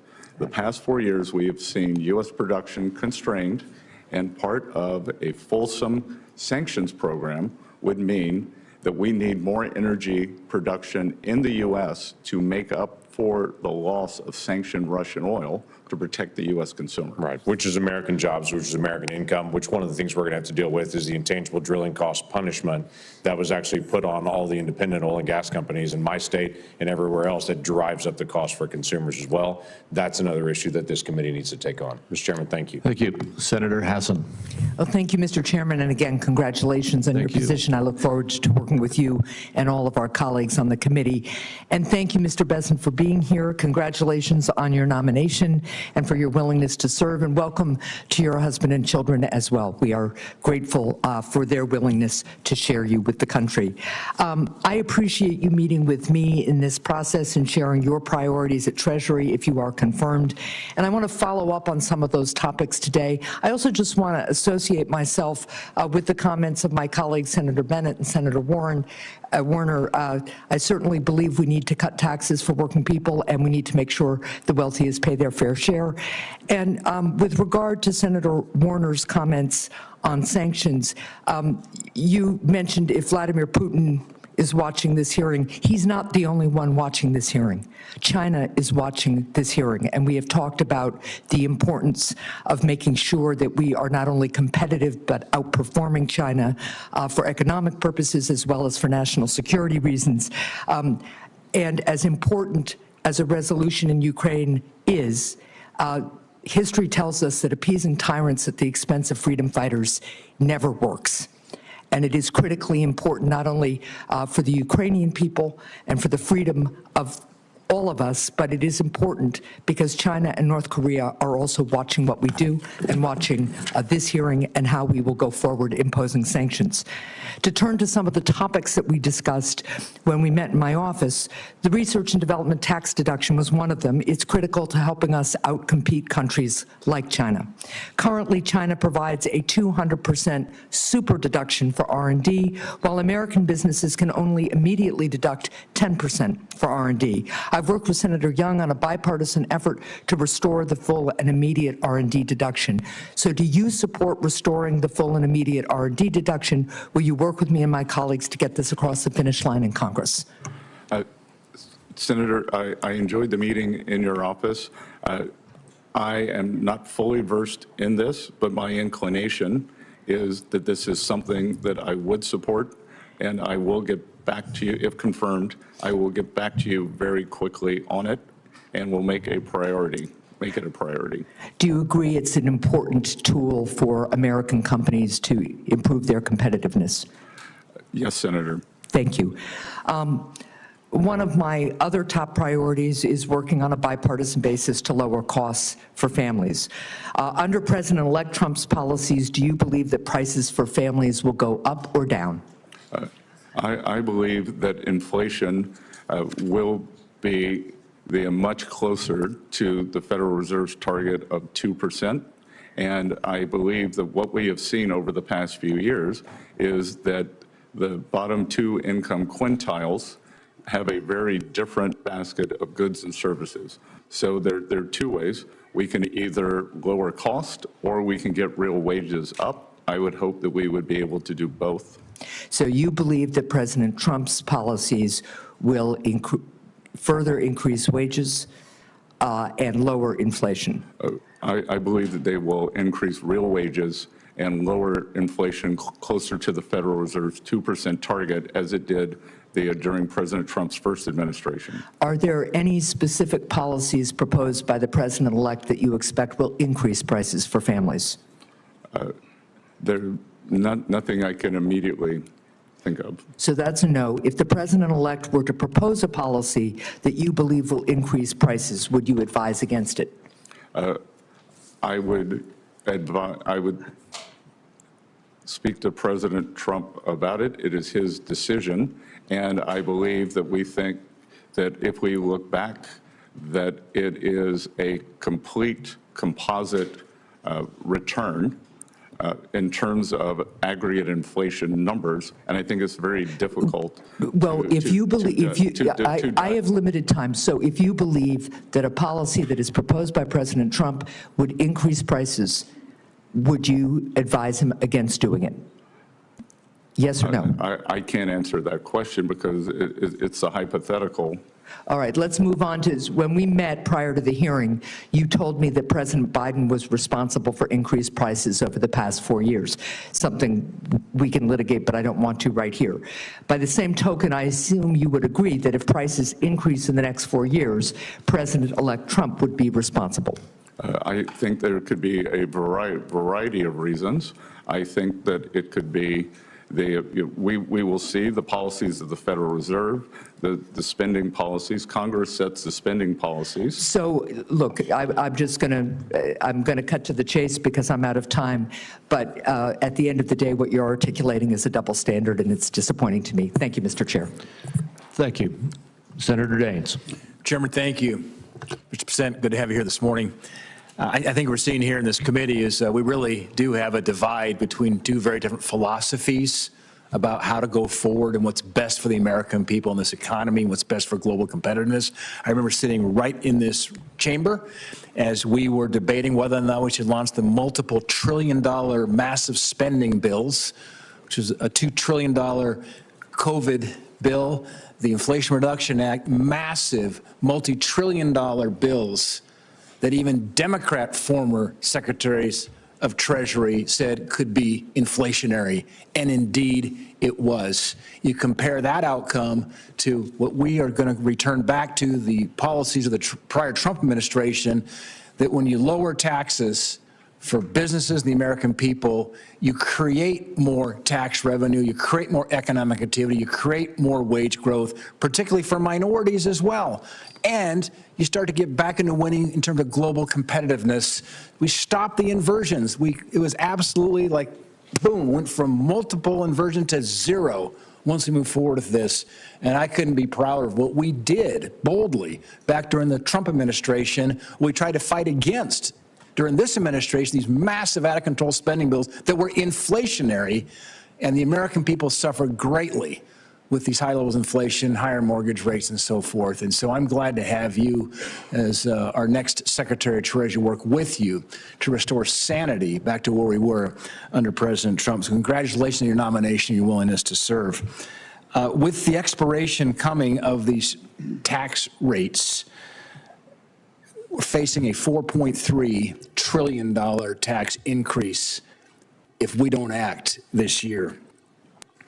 As we begin drafting this bill, and I applaud Chairman Crapo, he brought us together as ranking member last year prior to getting the majority back, anticipating we might have this moment. And we started talking about what are some key themes. Then we got into the details over several months of working groups for this next tax bill to renew and protect, preserve the tax rates and prevent a $4 trillion tax increase. One of the key words was permanency. Permanency. I've expressed my support for the use of current policy baseline. I've expressed my support for permanency because we add uncertainty here in Congress with expiring tax code provisions. It's time to make them permanent, to take one additional burden away from the American people wondering what's going to happen with Congress, whether my tax rates will depend on what happens in the next election or what happens if Congress can act. Let's take that off the table with permanency. My question, Mr. Bessent, is you've said we need to grow our way out of our current economic situation. I couldn't agree more. And that's just the philosophical divide we face here. Somebody who embraces more the supply side idea, reduce rates, unleash capital into the free markets and let those markets decide where that investment relies versus a bunch of bureaucrats here in Washington with wasteful spending. How does permanency and certainty of the tax code affect our ability to grow out of these problems? Senator Daines, I've enjoyed getting to know you over the past year with your work on the National Republican Senate Committee and talking to you in your office, and also discussing your history in the private sector, both of the big company and small companies. And a question like that makes it clear to me that you understand the incentives, that it is incentives that drive everything in tax policy. And I can tell you that since November 5th, for small businesses, we have seen the biggest increase in optimism since they have been keeping the metrics. So certainty, small business owners, many of whom they are pass-through corporations, believe that we will get the tax TCJA across the line. I think we could see a bigger increase in optimism. In economics, when we have something we can't define, we call it animal spirits. And I think we are seeing animal spirits, a nascent move up. But permanency and forward guidance gives people certainty. We get capital investment, we get hiring, we get real wages. Employers want to keep train and expand their workforce. So everyone wins with permanency, certainty. A kind of forward guidance for tax policy, I think, would be one of the things that could unleash this new golden age that President Trump has talked about. Yeah, I want to make one statement. I know I'm out of time here, Mr. Chairman, but when you take a look at the private sector jobs in America, it's about 140 million private sector jobs. 88 million of those jobs are from pass-through entities. That's about 63%, which tells me that, and that's the part that's expiring. I mean, the corporate rates are staying permanent. It's the pass-through rates. Those 88 million jobs, 63% of the private sector jobs are taking a look at what's going to happen here in Washington over the course of the next 6 to 8 months. Very, very important we make these rates permanent and prevent a tsunami of $4.3 trillion tax increase that will come if we don't act. Thank you, Mr. Bessent. Thank you. Senator Cortez Masto. Thank you, Mr. Chairman. Mr. Bessent, good to see you. Thank you for meeting with me. Welcome to your family as well. Let me ask you this. I'm going to talk a little bit about the ACA premium tax credits. Over 80,000 of my constituents in Nevada receive that premium tax credit to assist them in affording their health care coverage. And on average, these credits lower an American's health insurance costs by $530 per month. Congress provided an enhanced PTC in 2021, but that policy expires this year. And without the enhanced PTC in place, millions of Americans are going to lose their health coverage. So as the person most responsible for tax policy in the incoming administration, would you commit to opposing any attempt to remove or not renew these credits? Senator, as we discussed it in your office, and as it's just been a brief time since we met, I committed to you that I would research this. I have not had time to do it before this hearing, but if confirmed, I would get back to you with all deliberate speed in investigating this. Thank you. I appreciate that. And let me just say you would agree that these tax credits, because they're current policy, they actually extend current tax policy costs. Excuse me, that you agree that extending current tax policy actually costs money.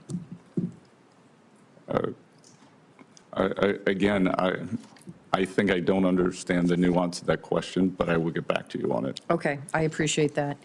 You have been supportive of many of President Trump's tariff plans, and I have heard the conversation there.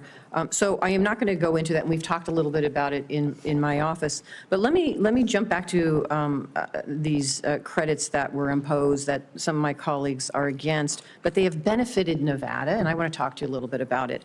The 45X manufacturing tax credit supports thousands of jobs in the Reno area and billions in investment across my state. It also is key to reducing dependence on China for the critical minerals we need for our military and supports mining jobs in Nevada. We are a mining state. We are mining critical minerals. And so will you commit to opposing any effort to repeal or reduce the 45X tax credit, which is not just a benefit in Nevada, it's a benefit in other states as well, including Alaska? So again, Senator, I am unfamiliar with that exact provision, but I do believe that it is important for us to mine, accumulate, and move to domestic production for rare earths and other vital minerals. So I will get back to you on that my thoughts on that exact program, but on a atmospheric meta basis, I agree with the direction of travel. Thank you. Let me ask you this. We also talked about this. President Trump has stated that he thinks that the president should have influence over the decisions of the Federal Reserve. And we discussed this in my office, and I appreciate that opportunity. Does it continue to be your view that the Federal Reserve should be independent of the president? Of course, and I actually believe that the notion that President Trump believes he should have influence, there was I believe, a highly inaccurate Wall Street Journal article saying that he believed something to the effect of he should be in the room. President Trump is going to make his views known, as many senators did. 3 senators, including 2 on this committee, called for, there was a jumbo rate cut in September of 50 basis points. 2 of the senators on this committee called for 70. I'm not asking my senator colleagues. I get the politics on their sides. I'm asking you. But let me just say, you don't deviate from our conversation that you think that there should be independence. I think on monetary policy decisions, the FOMC should be independent. Thank you. I appreciate that. And then for the benefit of our colleagues, what you're referring to earlier is in our meeting, I asked you if there were any regulations, Treasury regulations that currently exist that you disagree with. And in response, and continuing in response right now, you're saying you're going to look into it and get back to me. Is that right? Look, I believe, as we saw, I don't know if it's a regulation, but it's a policy, as we saw from the December 8th hack by some Chinese entities into the Treasury, which was very serious, that was through a work-from-home software app. So one of the policies that I support, I intend to be in the building every day that I am in Washington, and I support a return to the office, which is against the current Treasury policy. Right, and I appreciate that. If there are any others that you oppose and you can share with me, it doesn't have to be right now, get back to me, I appreciate that. Of course, I'm happy to provide that in writing. All right, thank you. Thank you so much. Thank you, Mr. Chairman. Thank you. Senator Young. Mr. Bessent, good to see you. Congratulations again on your nomination to this important position, and thank you for your willingness to serve our country. I'll tell you what I'm looking for in a Treasury Secretary. I'm looking for someone who has a clear record of professional accomplishment, a distinguished academic record would be a bonus. You have those things. I'm looking for someone who is thoughtful. What I care less about is the performative dimension of the job, I have to tell you. So there's a lot of chatter in Washington about that, but I do appreciate your thoughtful answers here this morning. So I'm going to dive in and begin by asking you about a dimension of your role as Treasury Secretary. You will inherit the role of chair on the Committee on Foreign Investment in the United States, also known as CFIUS, that reviews foreign investments in American industries. And very recently, President Biden blocked Nippon Steel's acquisition of U.S. steel on national security grounds. Yet he and the administration provided no clear, substantiated evidence, publicly at least, to justify this decision. For my home state, this abrupt action has instilled a lot of anxiety, particularly in the Gary, Indiana area, where there's nearly $1 billion in investments that were promised. If the Nippon U.S. Steel deal were to reappear before CFIUS, sir, do you commit today to an impartial review, particularly when political pressure was initially permitted to overshadow an honest assessment of national security vulnerabilities? Senator Young, thank you for the question, and I understand the imperative for jobs for your constituents in Indiana. President Trump most recently has also spoken out against the deal, but if the deal is... The statute indicates that you are charged with providing impartial reviews. That's all I'm asking. Would you be following that law or not, sir? Impartial reviews, sure. So it is currently in litigation. The review is closed, but if it reappears, that CFIUS will conduct the same review that it always does. Yes, sir. Okay. Well, thank you. We may have an opportunity to work together on that effort. Mr. Bessent, your nomination comes at a time when tariffs are central to our economic debates, particularly on issues like inflation, supply chain resilience, and job creation.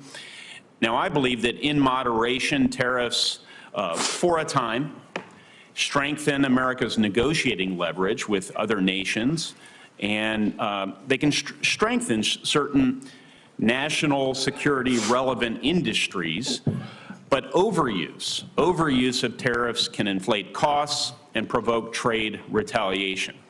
As Hoosier farmers have experienced firsthand over the years, they often bear the impact of these retaliatory measures, leaving already thin margins much more vulnerable.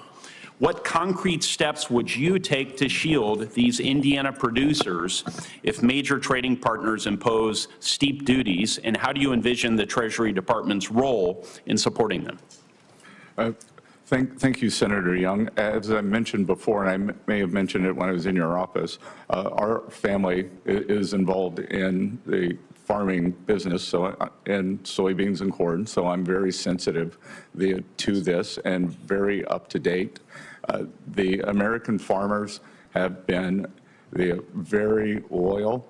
90% of rural voters voted for President Trump, so they should know that their interests are his interests.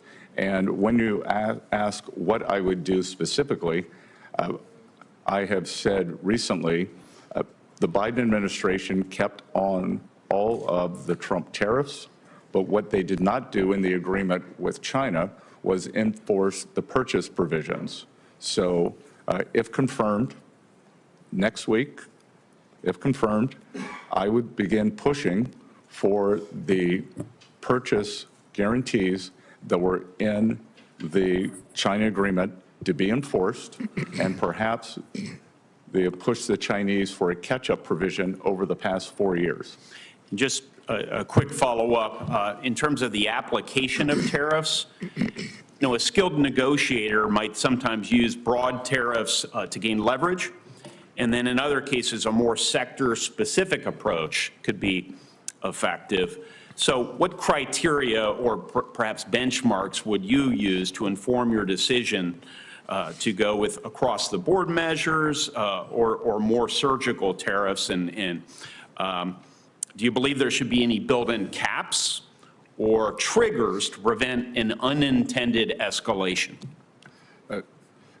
Senator Young, I haven't been confirmed yet. President Trump isn't in office, but I would imagine that you, the American people, should think about tariffs in 3 ways under the Trump administration. One will be for remedying unfair trade practices, either by industry or country, the Chinese tariffs, the steel. 2, maybe for a more generalized tariff as a revenue raiser for the federal budget. And 3, President Trump, I think, has added a 3rd use of tariffs, as you said, as a skilled negotiator he believes that we've probably gotten over our skis a bit on sanctions, and that sanctions may be driving countries out of the use of the U.S. dollar, so that tariffs can be used for negotiations, whether it's for Mexico on the fentanyl crisis. I think you and the American people should think about those 3 broad categories. Thank you. We need to move on.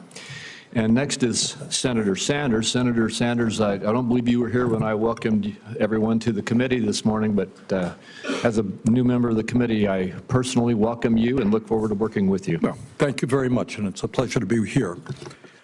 Mr. Bessent, thanks very much for being in the office the other day.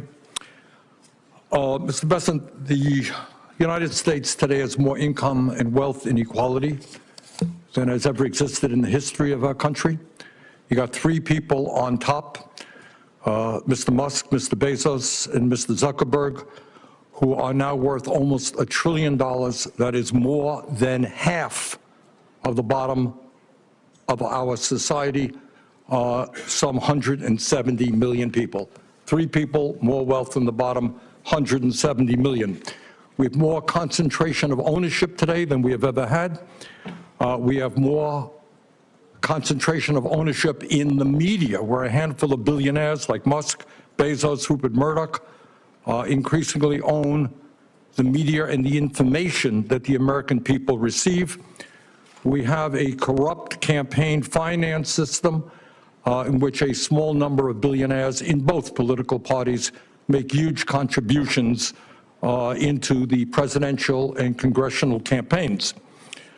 When you have a small number of multi-billionaires who have enormous economic, media, and political power, would you agree with President Biden, who last night stated, and I quote, "An oligarchy is taking shape in America of extreme wealth, power, and influence that threatens our entire democracy, our basic rights, and freedoms," end of quote. That's what President Biden said last night. I agree with him. Do you? Senator Sanders, I enjoyed our visit. Talk a little bit closer into the mic. I enjoyed our visit, and I hope you got my follow-up materials that on the discussions, my previous writings on the tariffs and China. And look, the three billionaires who you listed, that all made the money themselves. Mr. Musk came to the country as an immigrant. I understand that, but what I'm asking you is, when you have a handful of people like Musk, who will soon be part of the Trump administration, and others, when you have three people owning more wealth than the bottom half of American society, when these people have enormous influence over the media, when they spend huge amounts of money in both political parties to elect candidates, what Biden said last night is we're moving toward an oligarchy. I'm asking you that question. Do you think, forget how they made their money, do you think that when so few people have so much wealth and so much economic and political power, that that is an oligarchic form of society? Well, I would note that President Biden gave the Presidential Medal of Freedom to two people who I think would qualify for his oligarchs. So this is not a condemnation of any one individual. I'm just asking you, would so few people have so much wealth and power, do you think that that is an oligarchic form of society? Senator, I think it depends on the ability to move up and down the income. No, that's not really the answer. I mean, even if you had that mobility, no matter who those individuals might be. All right, but let me ask you another question. Right now in America, we have over 22 million workers who are making less than $15 an hour, and nearly 40 million people in our country earning less than $17 an hour. Shamefully, the federal minimum wage, despite the efforts of myself and other people here, have not been raised since 2009 and remains an unbelievable $7.25 an hour. Will you work with those of us who want to raise the federal minimum wage to a living wage to take millions of Americans out of poverty? Senator, I believe that the minimum wage is more of a statewide and regional issue. So you don't think we should change the federal minimum wage of $7.25 an hour? No, sir. Okay. Mr. Bessent, millions of working class Americans who are struggling to keep their heads above water are paying outrageously high interest rates on their credit cards. Over half the American people who take out new credit cards are being charged interest rates of over 24%. During his campaign, President-elect Trump promised that he was going to cap credit card interest rates at 10%. I happen to think that that is a very good idea, and I will soon be introducing legislation to do just that. Will you, as if you are confirmed, be supportive of what President-elect Trump said and what I want to see happen, and that is to cap credit card interest rates at 10%? Senator, I think we can both agree that many credit card companies have been bad actors throughout history, and I will get back to you once. Now, very simple question. Trump said he wants to cap credit card interest rates at 10%. I agree with him. Will you be supportive of what Trump and I would like to do? when President Trump takes office, and if I am confirmed, I will follow what President Trump wants to do. Okay. Thank you very much, Mr. Chairman. Thank you very much. Next is Senator Smith. Thank you very much, Mr. Chair and Ranking Member, and great to be a part of this committee. I appreciate it very much, and welcome, Mr. Bessent. It's nice to see you again. I want to follow up a bit on the conversation that we had yesterday and just get into a little bit more detail, and actually some of the issues that Senator Sanders is raising. I'm focused on how we can lower costs for Americans and how we can make this economy work better for regular people in this country. And when we spoke yesterday, we talked generally about this. And you have said that you think our biggest challenge is to get after the deficit, and you've also said that your first priority is to extend the Republican Trump tax cuts, which would add $4.6 trillion to the federal deficit. And you've also said that the Trump Republican tax cuts have generated economic growth and that those benefits are going to have trickled down to everyone else. But what I see is that these Republican tax cuts have delivered massive consolidation of wealth at the top. Almost half of those benefits went to the top 5%. The top 1% got a tax cut that was 852 times bigger than the one that was received by the lowest earning working families in this country.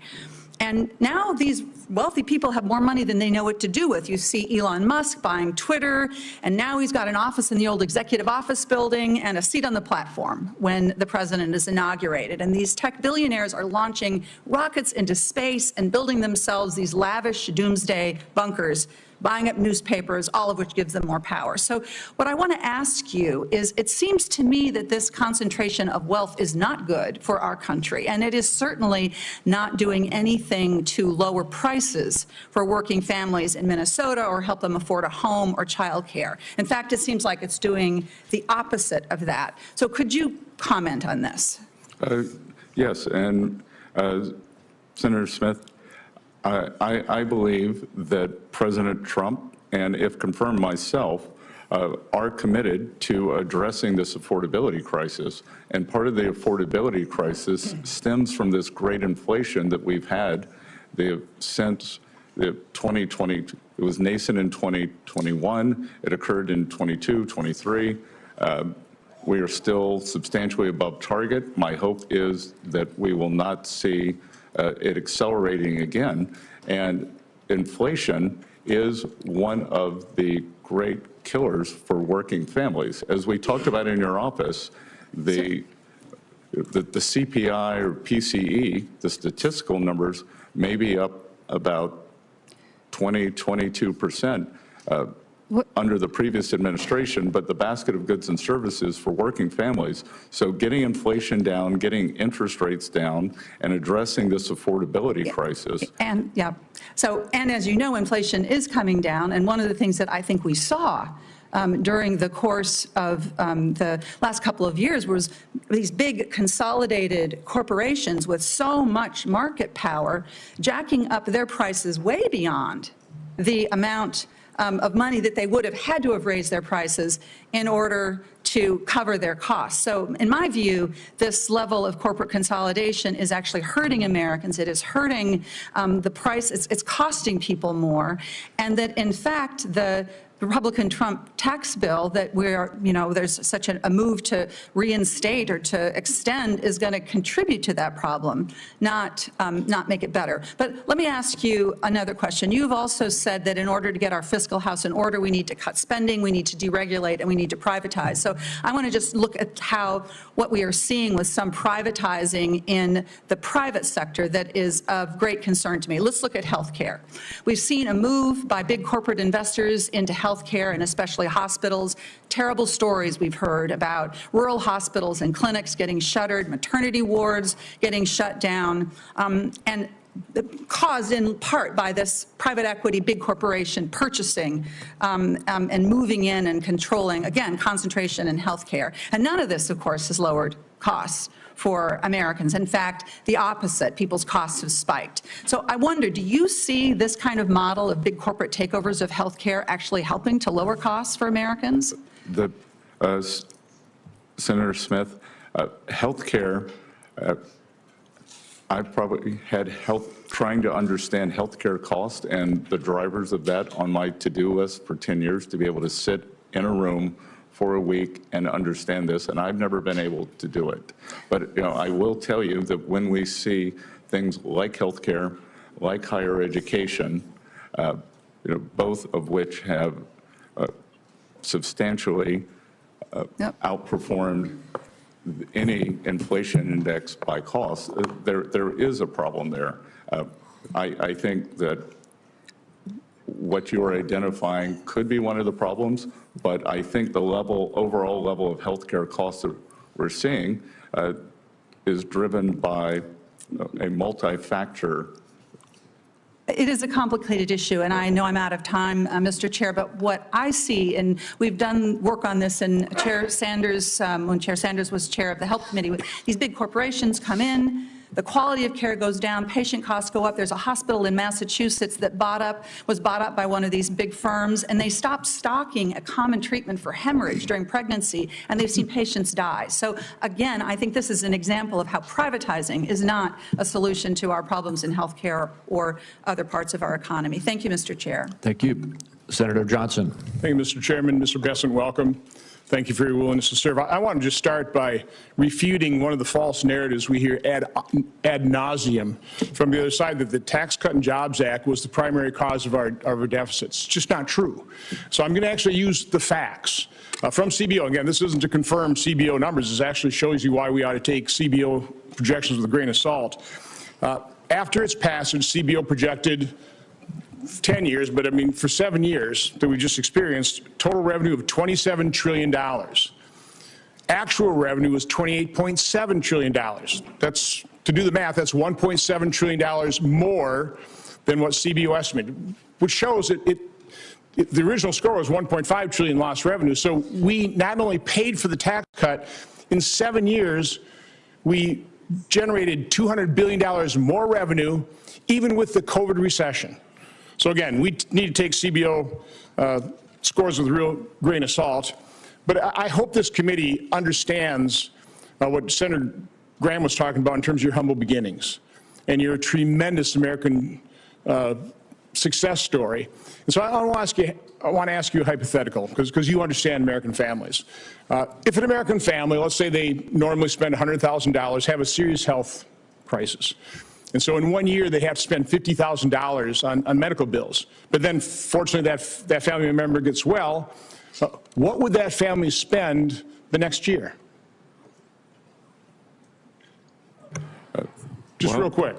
Unless they have more income, they'd spend probably $100,000. They'd spend the same 100 and probably have debt costs associated with that. Right. They certainly wouldn't do what the federal government has done. In 2019, before the pandemic, we spent $4.4 trillion. In 2020, we spent $6.6 trillion. When the pandemic ended, we didn't really reduce spending. For the last 5 years, we've averaged $6.5 trillion. Last year, spending $6.9 trillion. Mr. Bessent, is there any justification for keeping spending levels at this level? Senator Johnson, as I've said repeatedly, the United States does not have a revenue problem. We have a spending problem. So the question is, how do we reset spending levels to a reasonable pre-pandemic level? I wrote a column in the Wall Street Journal. I laid out a couple scenarios, and let me just give you the guts of it. If you take one of the pre-pandemic years and increase all the spending by population and inflation, by the way, that's what families would do as well. But you exempt Social Security, Medicare, and interest, and use President Biden's 2025 budget, because you spend what we plan on spending this year. If you take Bill Clinton's 1998 spending, I don't think he spent too little back in 1998, we would be having a baseline of $5.5 trillion. If you took President Obama's 2014 spending levels, it'd be $6.2 trillion. The one I like the best, though, is if we use President Trump's 2021 budget, his estimates for spending in 2025, and use, again, just use those numbers, but slot in Social Security, Medicare, and interest as they are. Nobody's touching those. We'd be spending about $6 trillion. So Wouldn't that be a reasonable level? Somewhere between $5.5 and $6 trillion is a baseline spending to project our next 10 years. Senator, I look forward to working with you on this, that you've clearly done more work than I have. And this looks like a very good starting point to me to figure out how we've gotten into this spending morass. So it sounds like pretty reasonable approach to me. By the way, I'd take 1998, I'd use Clinton's spending levels for this. I also want to refute this current CBO score on extending the TCJA. Back then, they scored the whole thing as $1.5 trillion. If you just inflate that the same way CBI, according to CPI, it'd be $2 trillion. How do they justify a score of $4.3 to $4.6 trillion? It makes no sense. So again, I think we need to take those estimates with a huge grain of salt. My final point, I heard the ranking member talk about inflation, the cost of living. Because we've incurred these massive deficits, a 1998 dollar today is only worth 51 cents. A 2014 dollar today is only worth 74 cents. A 2019 dollar is only worth 80 cents. That was caused by this massive deficit spending, the devaluation of the dollar, and a lot of devaluations occurred over the last 4 years because we spent too much money. Not because we didn't tax America enough, it's because we spent way too much money. Thank you, Mr. Chairman. Thank you. Senator Cantwell. Thank you so much, Mr. Chairman. Mr. Bessent, congratulations on your nomination, and I see your family sitting there in earnest on these economic issues. It's so interesting. Our perspectives, you can see from this committee, are arguing about what we think are the right economic policies for the country, and as the Treasury nominee, with your background and experience, we still are talking about the president's policies and whether we think they're effective or not. Real GDP has increased at an annual rate of 3.1% in the third quarter of 2024. That's strong growth, right? As an aggregate number, it's strong growth. Okay. The economy added 16 million jobs over the last 4 years. An average unemployment rate is the lowest it's been in 50 years. So that's led to better pay and working conditions. We want that, right? I'm in favor of better pay and working conditions. Okay. Yes, Senator. And after-tax income increased by 400%. So these are good economic news. And I personally think that focusing on innovation and building supply chains is a good thing to do. And so when you start talking about tariffs, that's when you get, the Pacific Northwest attention. In fact, I would say a recent editorial by one of my newspapers was, bracing for the Trump tariffs, aviation in general. You can imagine we actually have an actual net surplus. I think we export about $2 billion worth of goods out of our state versus importing $1 billion, but this is a big part of it. And so in the aviation sector, I think I sent you an article about the fact that we think increasing our manufacturing innovation to continue to have markets and sell to those markets is a good economic strategy. Senator Cantwell, as I discussed in your office, that in my hometown of Charleston, South Carolina, Boeing is also the largest employer. So I view aviation as very important. Great. So now I want to, and believe me, I would have the same conversation with Joe Biden or Barack Obama or whoever. So I want to focus on innovation, not the tariffs. I'm worried that the tariffs are going to increase supply chain products. They're going to increase prices on our farmers. They're going to increase prices on Americans.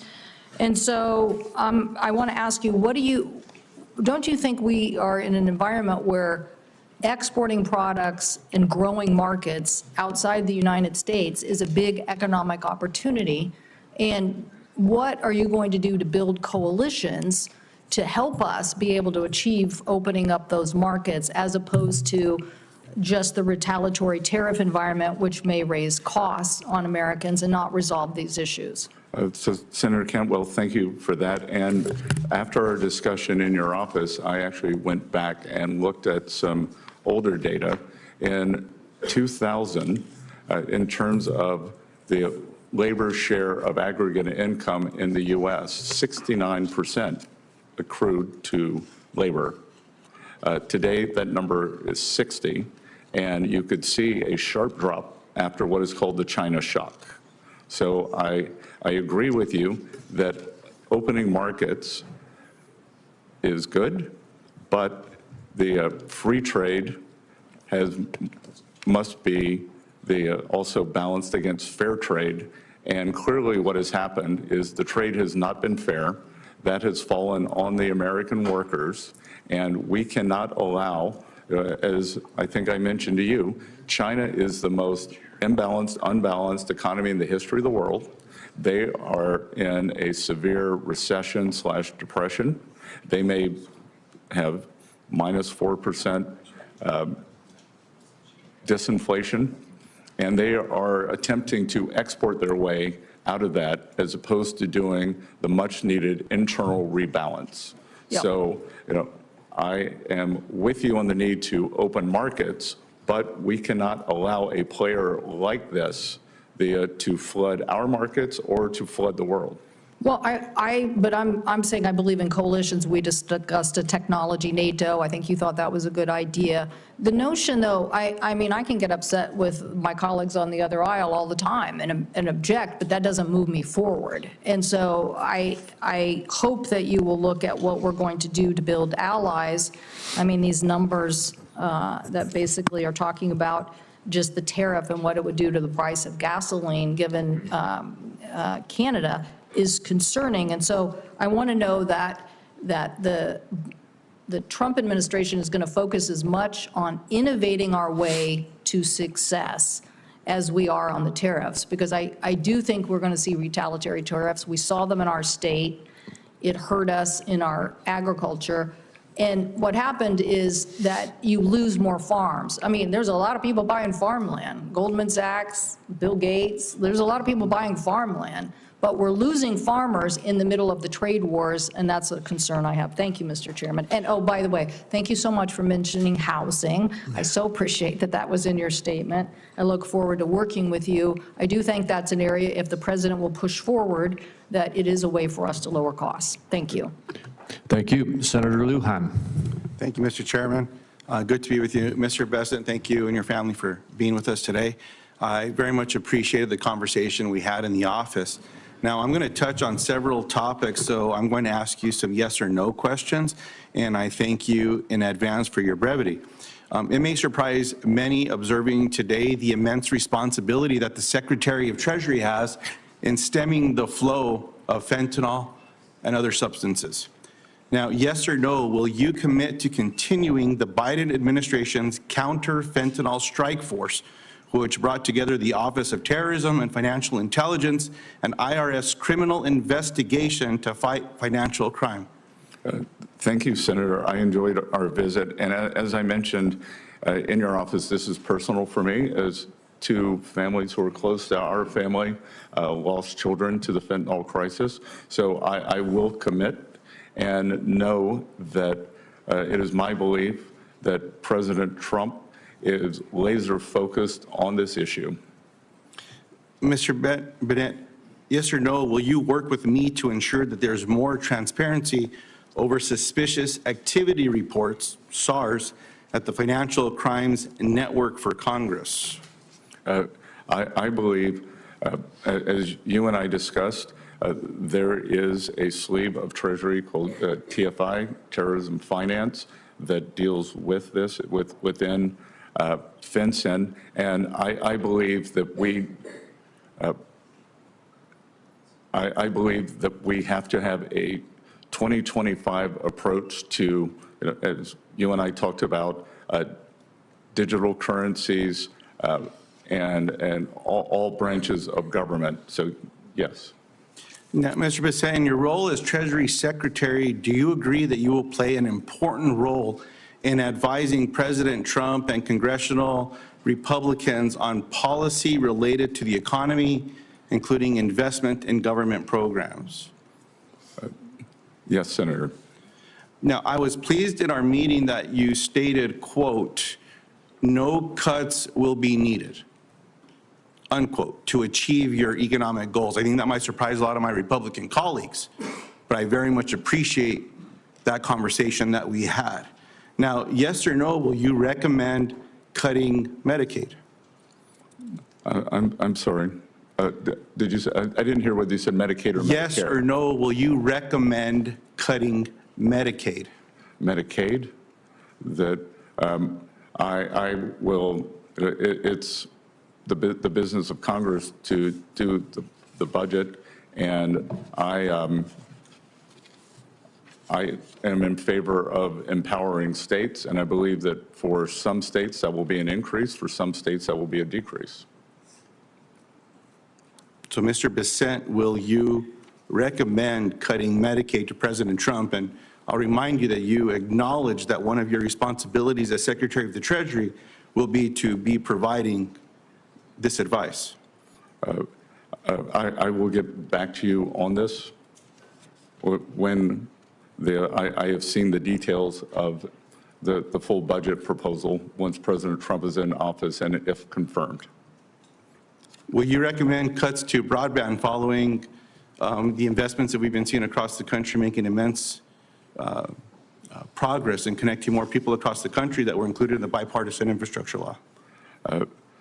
Senator, I am unfamiliar with the exact program. It is my understanding that much of the allocated funding has not been dispersed yet, so I will get back to you on that.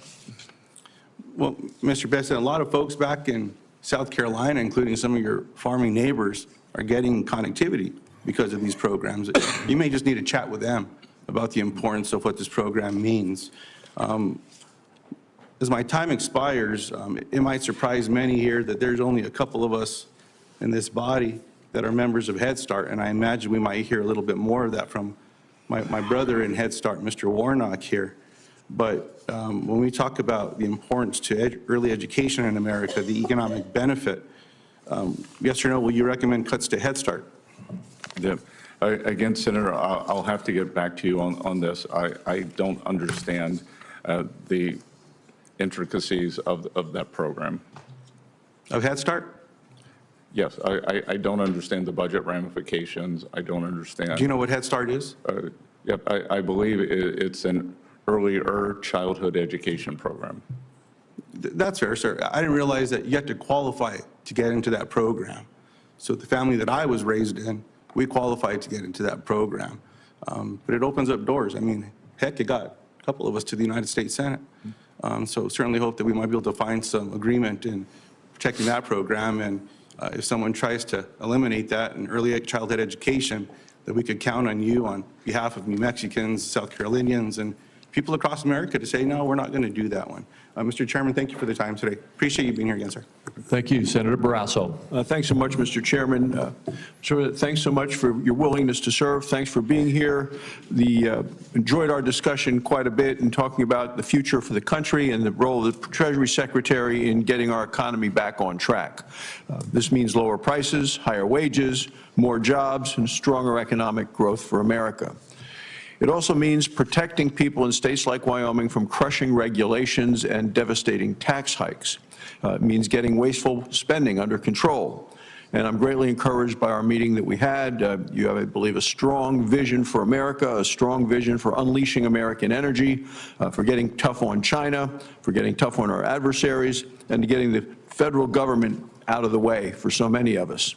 I'd like to talk a bit about energy, and I've just been in the other committee yesterday, Secretary of Energy, earlier today, the Secretary of Interior, lots of energy questions. So I'm glad that we agree a key ingredient in reigniting the economy in this country is to unleash American energy. In my home state of Wyoming, and we're an energy superpower as a nation, and we are America's energy breadbasket in Wyoming.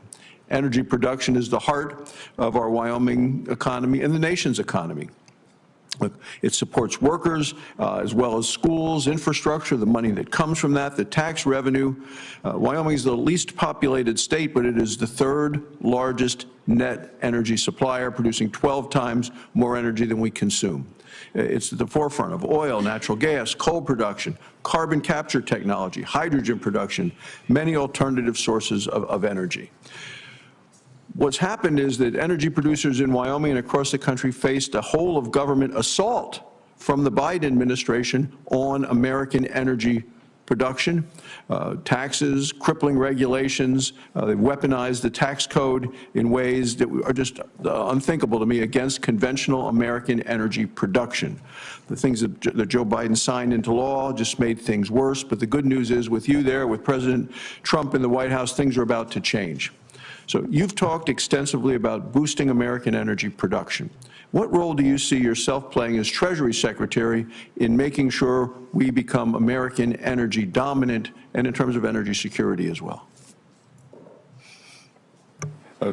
Senator Barrasso, I very much enjoyed our meeting and wide-ranging discussion, and my family and I had a fantastic vacation in Wyoming this summer. That in terms of within the potential Trump administration, I'm sure you've heard it from Secretary-designate Wright and Burgum, we refer to as energy dominance.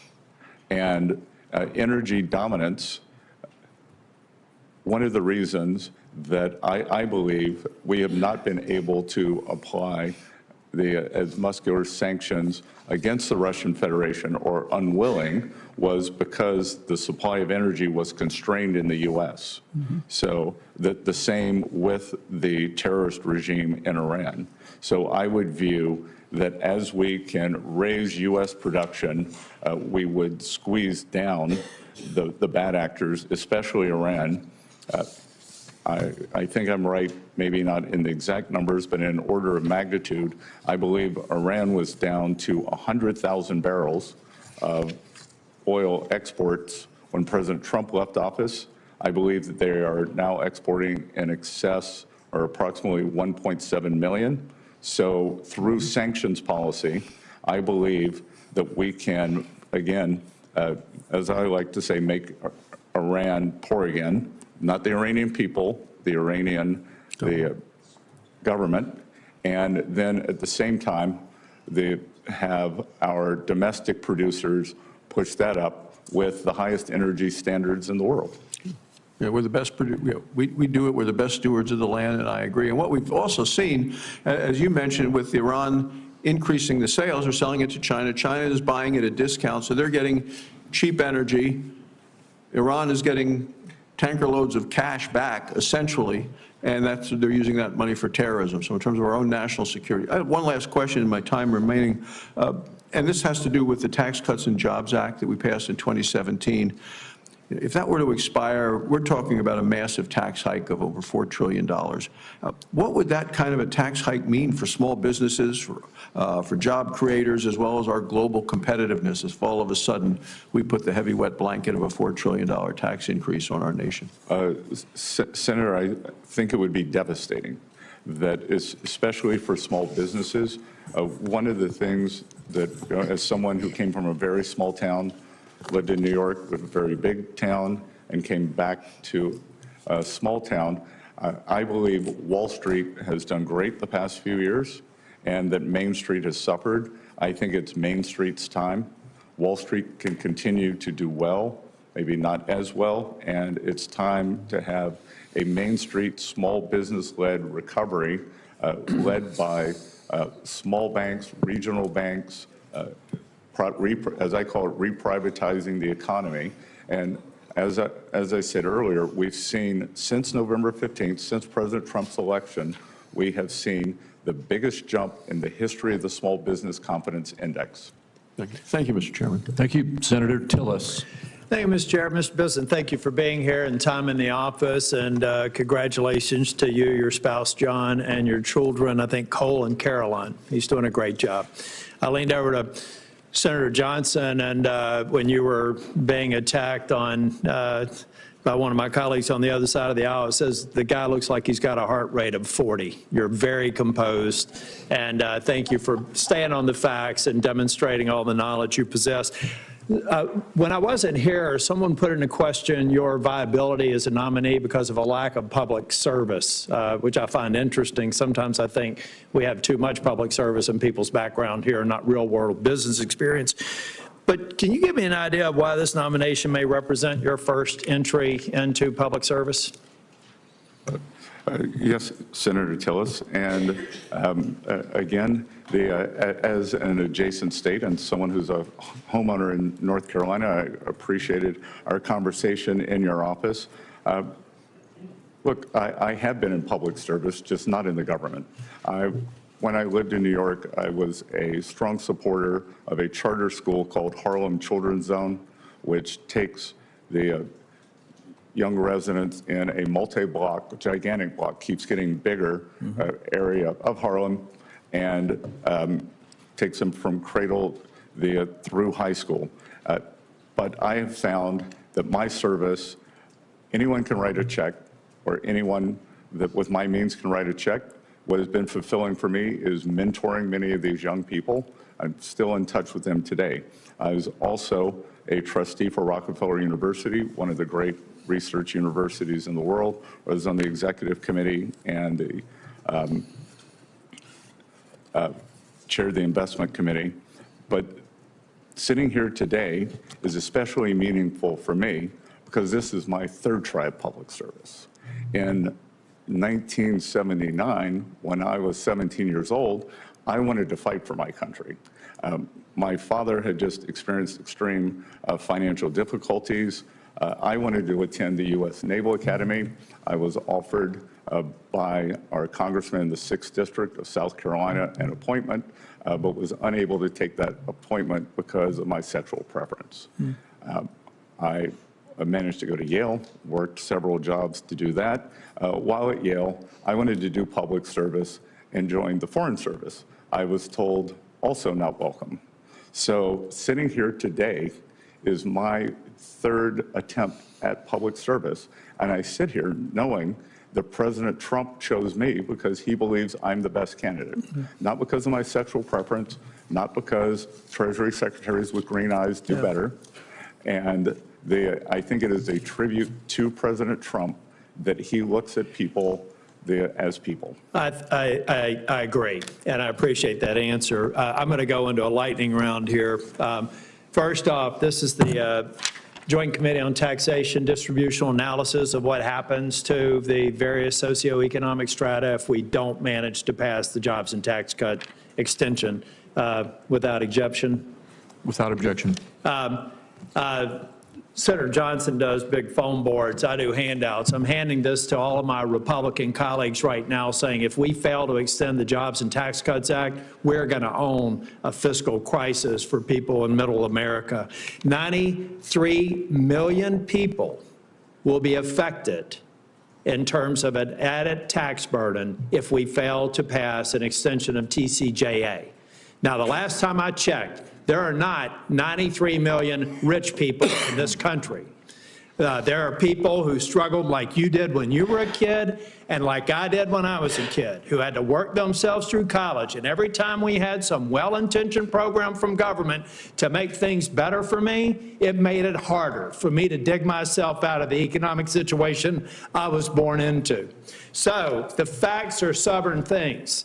This tells us what happens if we fail to pass the jobs and tax cuts. And it doesn't even get to the impact that I had. It turns out at that very table, Jelly Roll was here for a finance committee hearing. He lived in the same trailer park that I did 20 years later in South Nashville, Tennessee. And what I found interesting in my own family is we were right on the economic edge. Every time government had some well-intentioned program to tax the rich, I went from a house to a trailer park. And every time government let us do what we wanted to do, we lived in a house. I'm a living example, and I'm sure Ben Ray Lujan, some other people have had those experiences. You got to go back and look historically at when people like me and people like you had real opportunities. I look forward to supporting your nomination, and Mr. Chair, I'm going to support some, I'm going to send some questions for the record, but it's just to reinforce the message that Republicans have to deliver. And anyone who says that we should not is advocating for a $5 trillion tax increase that will hurt the people who are on the economic edge worse than anybody else. Thank you, Mr. Chairman. Thank you. Senator Warnock. Thank you, Chairman Crapo. I'm grateful and honored to be joining this committee.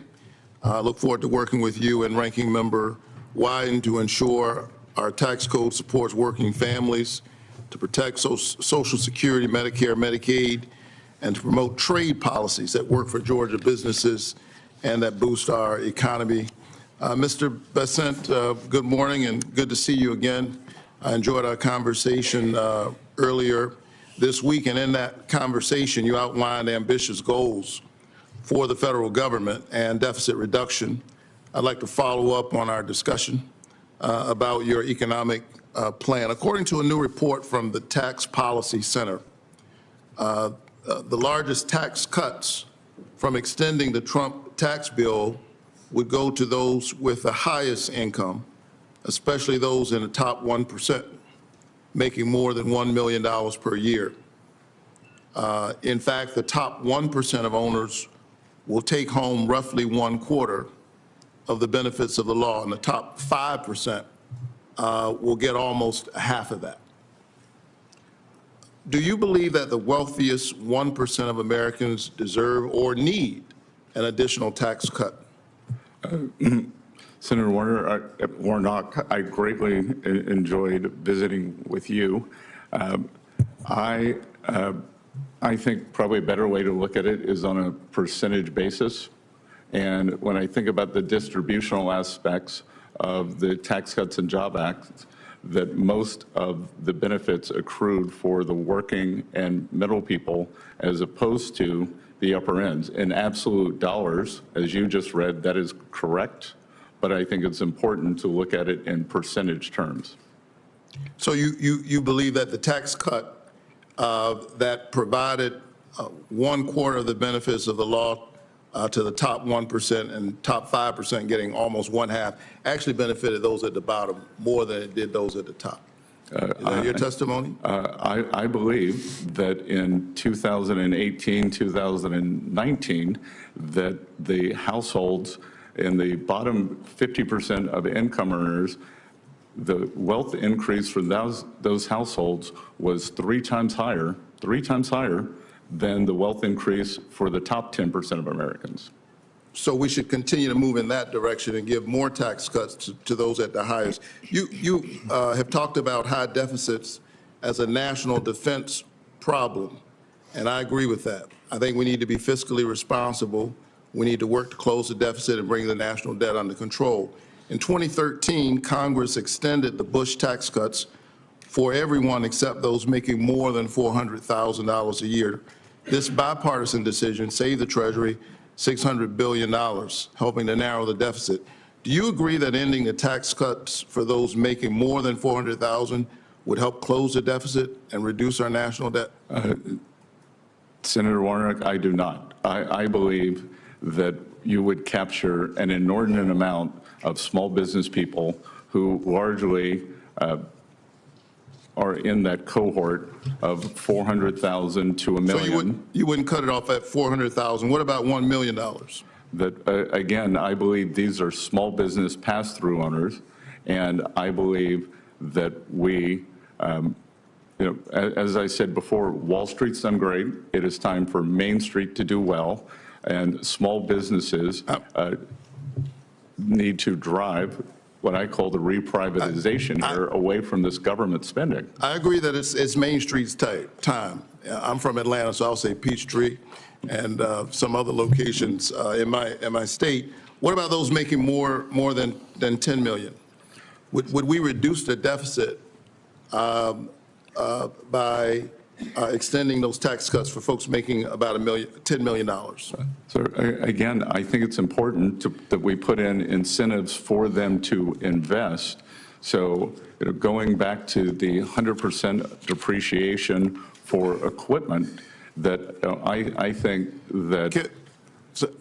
And I don't mean to keep interrupting, but I'm the pastor, and we're known to be loquacious of speech, but I'm running out of time here. What about $1 billion? So again, that I think that these are the job creators. So there's no income level for which you would support raising taxes. Is that fair? There is no income level that I don't think we should continue the TCJA as it was. All right. I think our country is facing structural deficits. However, I think that to continue to reduce taxes for the wealthy and letting them avoid taxes based on what they already owe is not going to get us out of that problem. But I look forward to continuing that discussion with you. Thank you very much. Thank you, Senator. Thank you very much. And before we go on to Senator Blackburn, I just want to restate there's a lot of facts that have been thrown around in this hearing today. I'll just restate one that I said in my opening statement, and that is of this $4.3 to $4.6 trillion tax increase that it could happen, $100,000.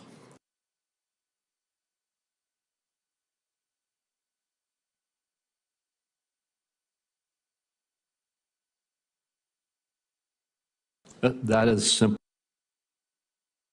tax increase. Senator Blackman. Thank you, Mr. Chairman. Thank you for bringing that clarification, because if we do not extend the Tax Cut and Jobs Act, it is that $4 trillion tax hike that people are going to see. And I appreciate your comments about a Main Street small business recovery. That is something that is so vitally important. And as the chairman knows, we have had much discussion over the last few years with the Biden administration over how they determine that $400,000 number. If it is the gross, if it's the adjusted gross, they came up with the term of total positive income, which is everything you make.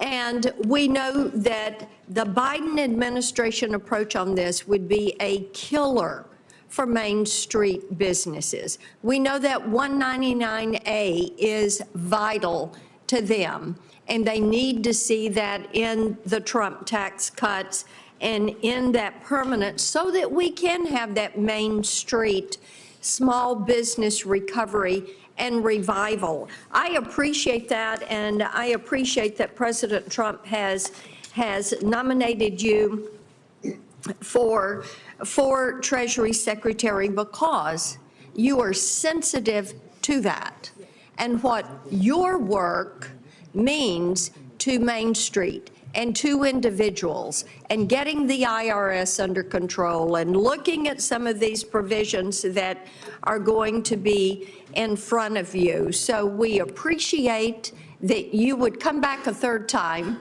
and look at public service, and that John and Caroline and Colin, by the way, they are behaving so beautifully. Whatever they want, they get. Ice cream. Senate orders. We'll be right there to support them. I do want to talk with you for a moment about CBDCs and some of the push that the Biden administration had. They did an executive order for Treasury to research development of a CBDC in the United States. And of course, this causes a lot of us heartburn, because we look at what the CCP did with the digital yuan in connection with the Olympics. So upon confirmation, how would you approach this discussion of CBDCs? And are you for them or against them? Could you end the Biden administration project to create a U.S.-based CBDC? Senator Blackburn, thank you for your remarks. I may have a little trouble disciplining the two behind me, as I'm sure that I will hear that a U.S. Senator has vouched for their behavior. But on CBDCs, I see no reason for the U.S. to have a central bank digital currency. In my mind, a central bank digital currency is for countries who have no other investment alternatives. So if we think about a reserve manager, a high surplus country, whether it's Saudi Arabia, Singapore, who ends up with, call the Chinese currency whatever you want, the yuan, the RMB. Yeah. If you own that currency, you have to have something to invest in. That there's very little to invest in if you want to hold the currency. You could own Chinese government bonds, which don't yield So very your much. view of that would be a negative view? Well, I view that many of these countries are doing it out of necessity, whereas the U.S., if you hold U.S. dollars, you could hold a variety of very secure U.S. assets. I appreciate that. I appreciate your comments earlier to Senator Barrasso about the Pillar 2 negotiations. This is something that we would be well served to extract ourselves from this. Currently, the preliminary data that we have, 40%, right at 40% of the total Pillar 2 tax burden is on us. And China, of course, has found a way to exempt themselves from this. So that is in need of a revisit, and I look forward to you doing that and standing with our companies. I want to get, and this I think you can just submit to me in writing, Advanced Persistent Threat, APT, which is China. They were able to override Treasury security system and remotely access workstations where they reported access to unclassified documents. And of course, this is Chinese Communist Party at work again. And this is, we found this out after finding out from the Treasury Inspector General that 2,800 IRS employees still had TikTok on their government devices. If confirmed, and when confirmed, will you take steps to improve Treasury security systems? Senator Blackburn, one of the earlier questions was, what policies of the current Treasury Secretary do you disagree with? And as you noted, the December 8th hack into Treasury was via a work-from-home system. Yeah. So I, as Treasury Secretary, have confirmed, plan to be in the office every day that I'm in Washington, D.C., and I expect all the other employees to do that too. Thank you. And I think it's a matter of national security for everyone to be at 1500 Pennsylvania Avenue. Thank you. That is well received. Thank you, Mr. Chairman. Senator Welch. Thank you. Thank you very much, Mr. Chairman. It's delightful to be a new member of the committee. I look forward to working with you and all our colleagues. Mr. Bessent, thank you so much for your visit yesterday, and welcome to your family. As we discussed, the situation for a lot of Vermonters who work incredibly hard is very tough. Vermont actually has one of the widest, if not the widest, gap between what people can earn and what their expenses are. So it's tough at the end of the month to pay all the bills, the grocery bills, the healthcare bills, all of these things. And we're talking, in a way, abstractly about this tax plan. And the reality for most folks in this country is that for the past 40 years, working Americans have actually had a pay cut, not a pay increase. And my hope is that whatever tax policy we have is going to start with a commitment to making lives better for the Main Street folks that you mentioned, and I'm glad that you did. But there is going to be a lot of negotiation on how to pay for these tax cuts. And one of the things that will be on the block is something that's very, very important to Vermonters, and that's the affordable tax care credits. that we have now. So in Vermont, I mean, healthcare is incredibly expensive for everybody. But if we have, just as an example, an electrician in Bennington, Vermont, who's making $67,000 a year, with the tax credits that are set to expire, that family would have a $700 a month increase in their health care bill.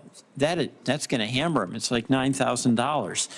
So my question to you is, in putting together this tax proposal, where you are going to have to be making recommendations about how to pay for it, will we continue to provide this help to Vermonters, like this electrician in Brattleboro, so that he doesn't get hammered on healthcare premiums going well beyond what he can afford?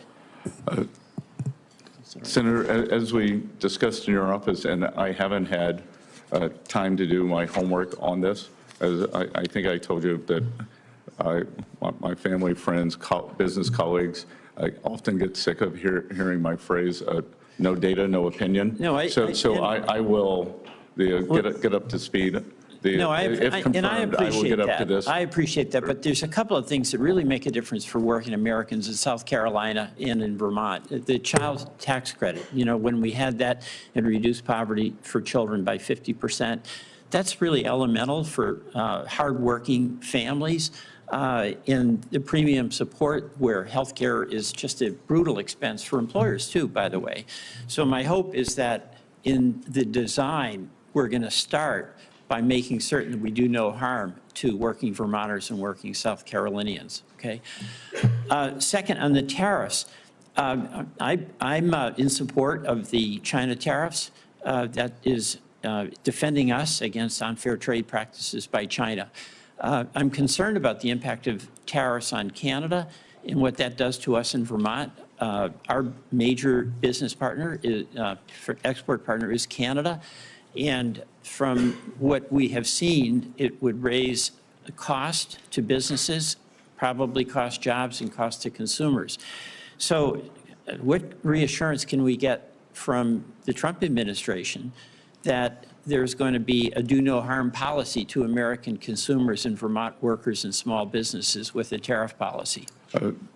Senator, very, very difficult for me to isolate Vermont especially, but in terms of working Americans, I believe that President Trump understands that it's working America. He had a very unique coalition. Well, he does, and my hope the policy will reflect that. So I appreciate the opportunity to work with you on that. I look forward to working with you, and look, I think he understands that it's the affordability crisis. It is, and just the last thing, very little time, but we were talking about credit card rates for consumers. Credit card fees for our small businesses are the highest in the whole world, the highest in the whole world. Why can't we bring them down and pay what Europe pays? Our small businesses, it's like the second or third highest expense for them, and you'll have some impact there. But those costs on our small business, including those small, the pass-through businesses, I'd like to get them down and get your help in doing that. I look forward to working with you on this issue, if confirmed. Thank you very much. Thank you. Thank you. Senator Marshall. Well, thank you, Chairman Crapo, Ranking Member Wyden. It's great to join the Finance Committee. As I listen around, it just seems like to me like so many of us share the same goal, that we want Americans to be prosperous. We want them to be able to live their American dream. We disagree how to get there oftentimes, but we all had this same goal, that we want Americans to be prosperous.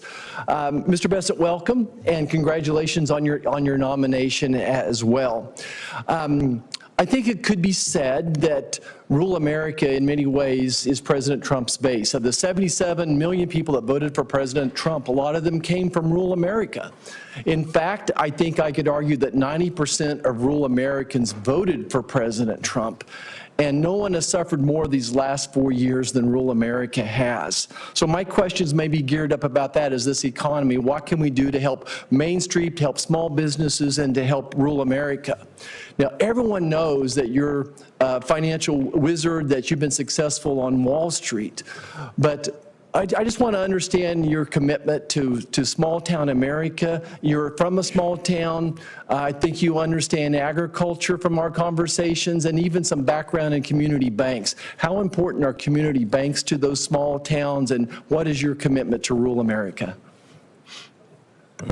Well, Senator Marshall, I think I, again, may be one of the few Treasury Secretary nominees in recent period who occasionally listens to farm radio on XM on weekends. And I can tell you that after the Silicon Valley debacle, that farm radio was intensely focused on the potential loss of small and community banks. Yes. And they are important pillars for those communities. So I think examining in terms of what is the regulation, what is the supervision, that are they being unduly burdened, and that they are not able to help their communities.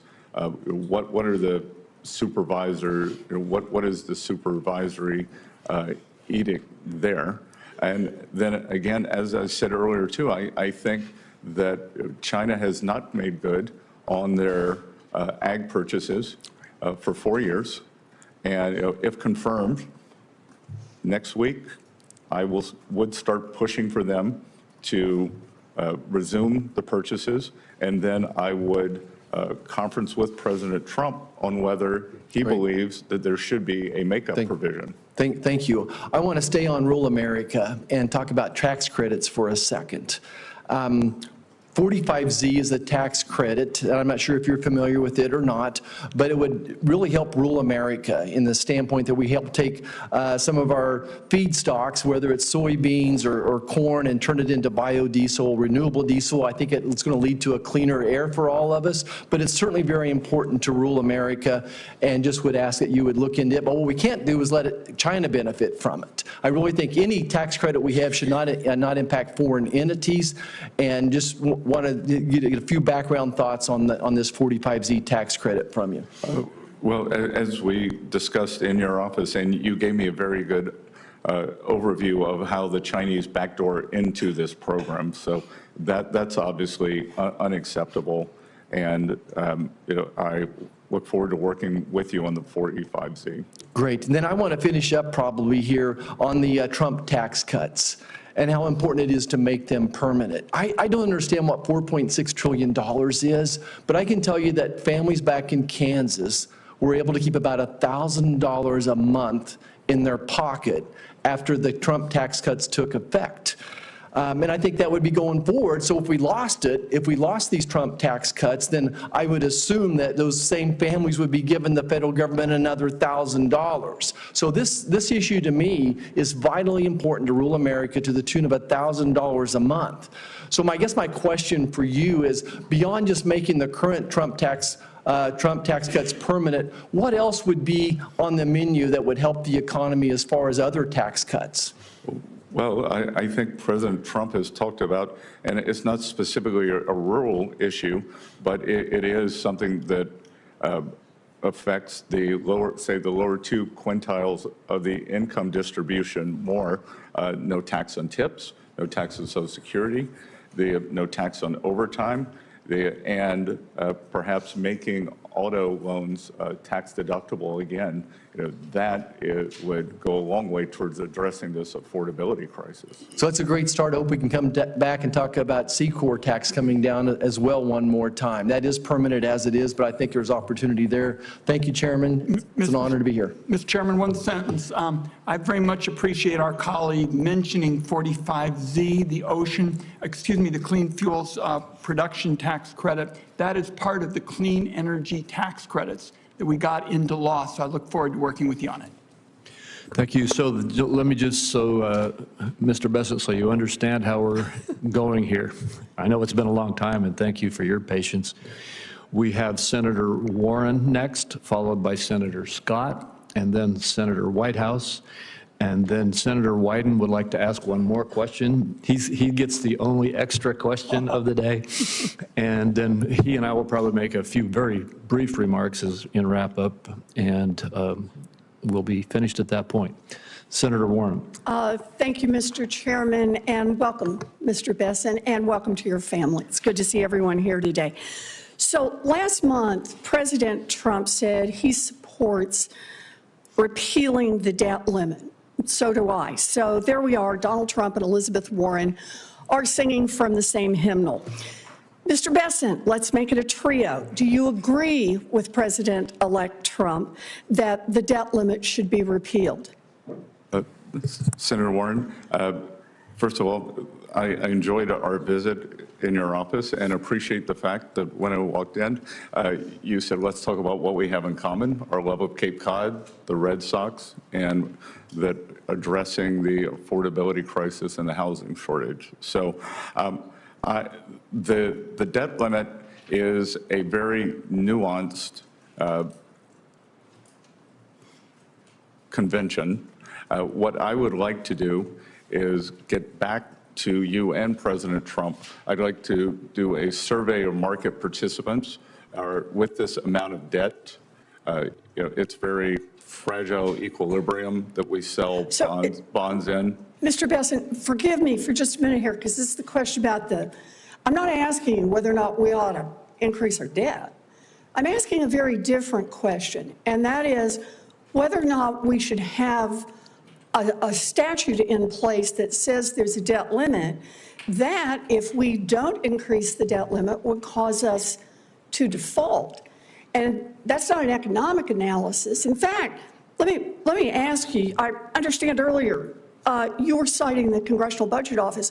Have you seen the Congressional Budget Office projections of what would happen if the United States government defaulted on its debt? That is, if we hit the debt limit and just kept on going without raising it or eliminating it? Yeah, look, Senator Warren, the United States is not going to default on its debt if I'm confirmed.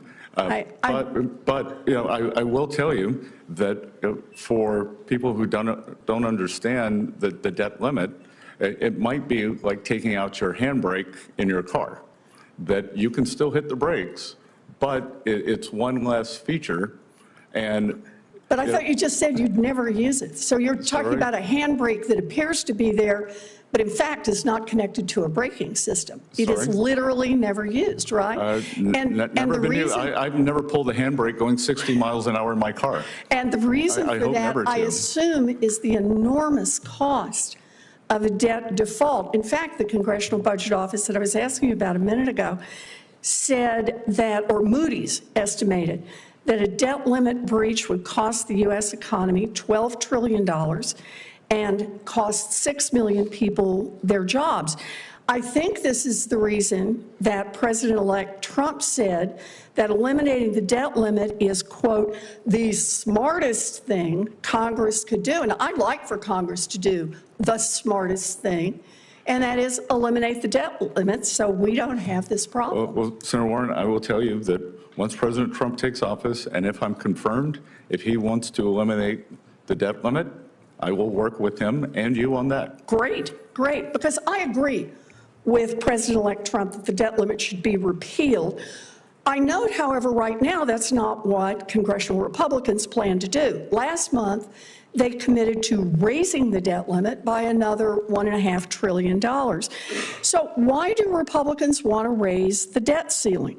Because their plan is to shovel new tax cuts to billionaires, and that would increase the debt by more than $1 trillion just in the next 4-year period. During his first term, President Trump's only major legislative achievement was his 2017 tax cuts that mostly got sucked up by millionaires, billionaires, and giant corporations.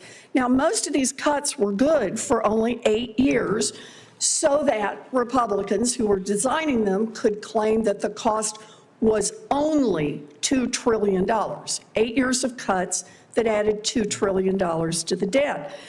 Now we're talking about Republicans and President-elect Trump who want to give those same rich people and giant corporations more years of tax cuts. And I just want to be clear that we understand each other here, that I think it was Senator Warnock who asked you about, is there any billionaire rich enough who you wouldn't support a tax cut for going forward? That I think it's unwise to single out any Rich people? any individual. Okay, is there any group of billionaires? You can just pick a dollar figure and there can be more than one above that. I could give you a glib answer, but I won't. But again, that's not where the money is. At one point when President Obama was debating Mitt Romney, the moderator said, "But sir, that would make collections go down." And he said, "Yeah, but it's about fairness." And I have to tell you, Senator Warren, I'm about collection. I understand, but I like to think that fairness is about billionaires actually paying their fair share too. Thank you, Mr. Chairman. Thank you, Senator Scott. Thank you, Mr. Chairman. Scott, welcome, or Mr. Bessent, welcome to our committee, and good to see you again, and thank you for your willingness to serve. It is certainly a sacrifice to you and your family, but I think it's actually an investment for the country. We need folks who are willing to sacrifice on behalf of a greater cause. The greater cause in this instance is generations of Americans you will likely never meet, but will be better off because we do the right thing. One of the things I think about as the right thing, I know you grew up in a working class family and I grew up in a single parent household mired in poverty, is having stability in our financial system. One of the places where we need the greatest amount of stability is for our banks. So think about Silicon Valley Bank and other banks that failed recently. As you can imagine, as the chairman of the banking committee, I care deeply about the stability and strength of our banking system. From your vantage point, can you provide your assessment of the current safety and soundness of the U.S. banking industry and what steps you believe are necessary to ensure long-term stability? Senator Scott, good to see you. Good to have two South Carolinians in the room. And look, I think the strength of the U.S. Economy, our financial markets, is the depth and breadth of our financial systems. I believe that we have likely seen the top 5 banks become too big a share of banking assets.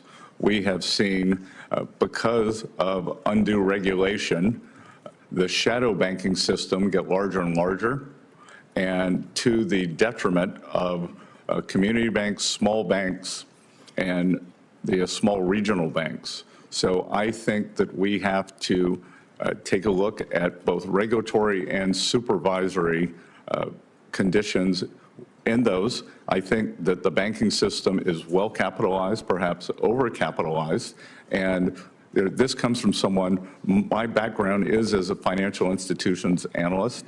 I've also taught the history of financial crises, so I am very attuned to the idea that financial stability is important.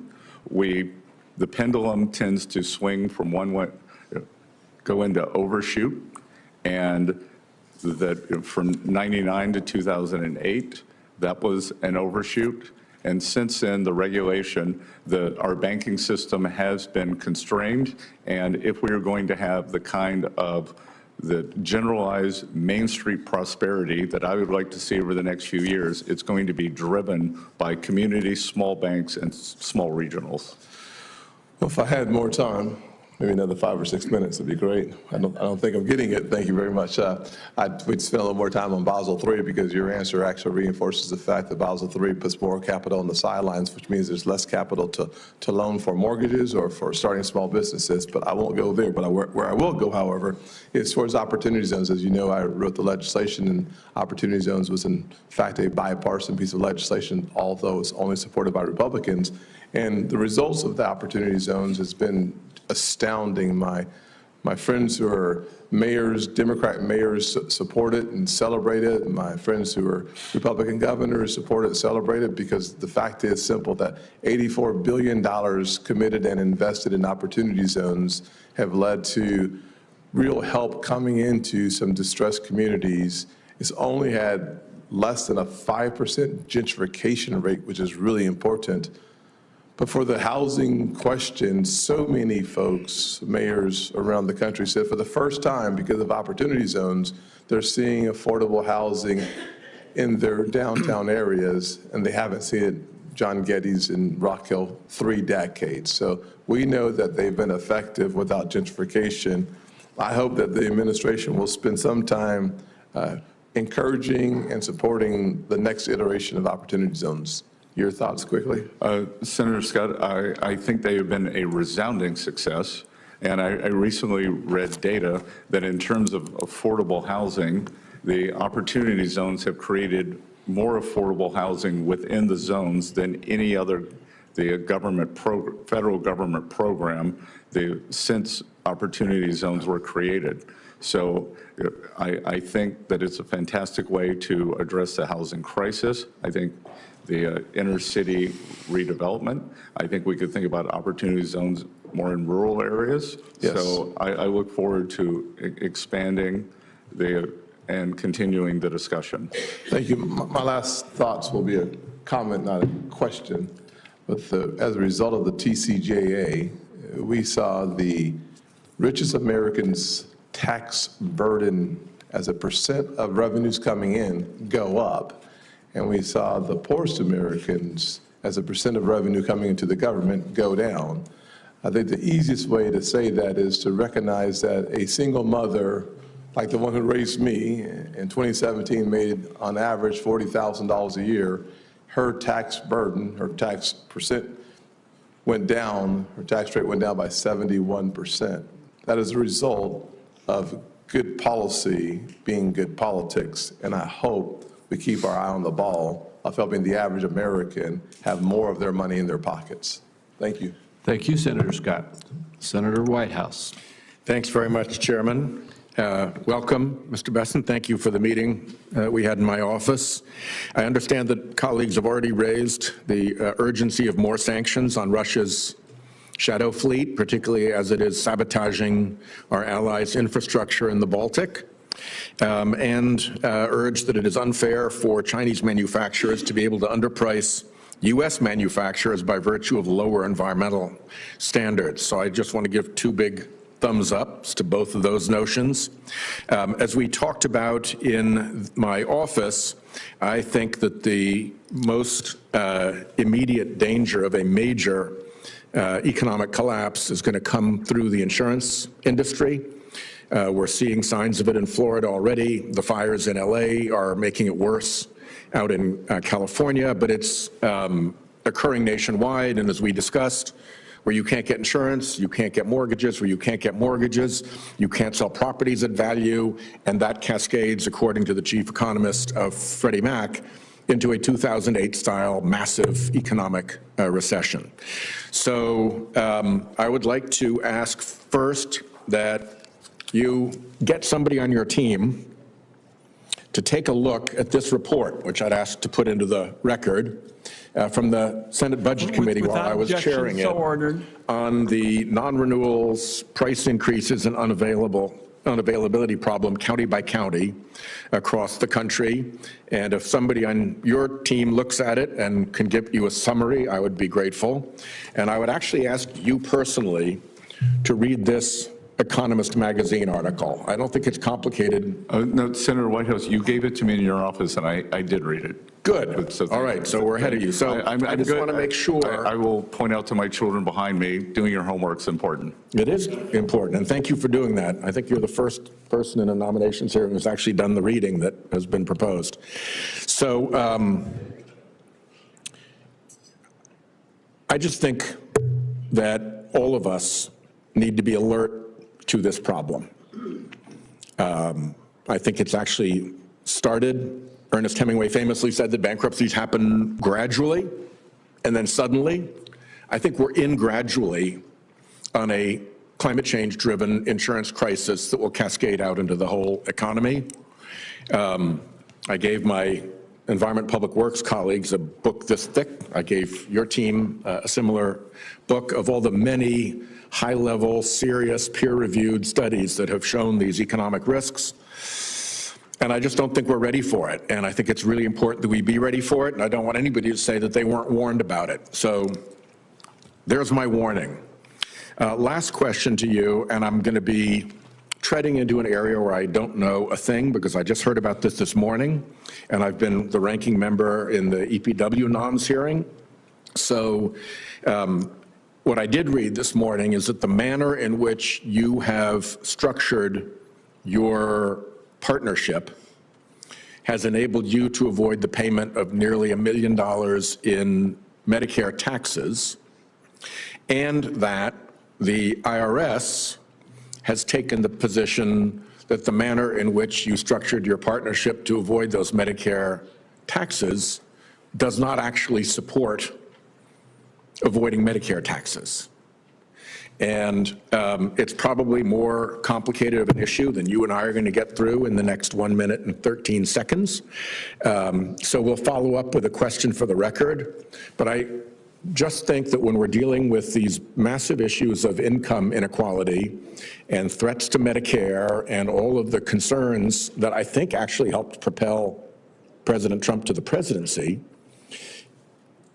it would be extremely awkward if the Secretary of the Treasury were taking advantage of a supposed avoidance mechanism that the IRS, which you oversee, has determined actually doesn't produce that result.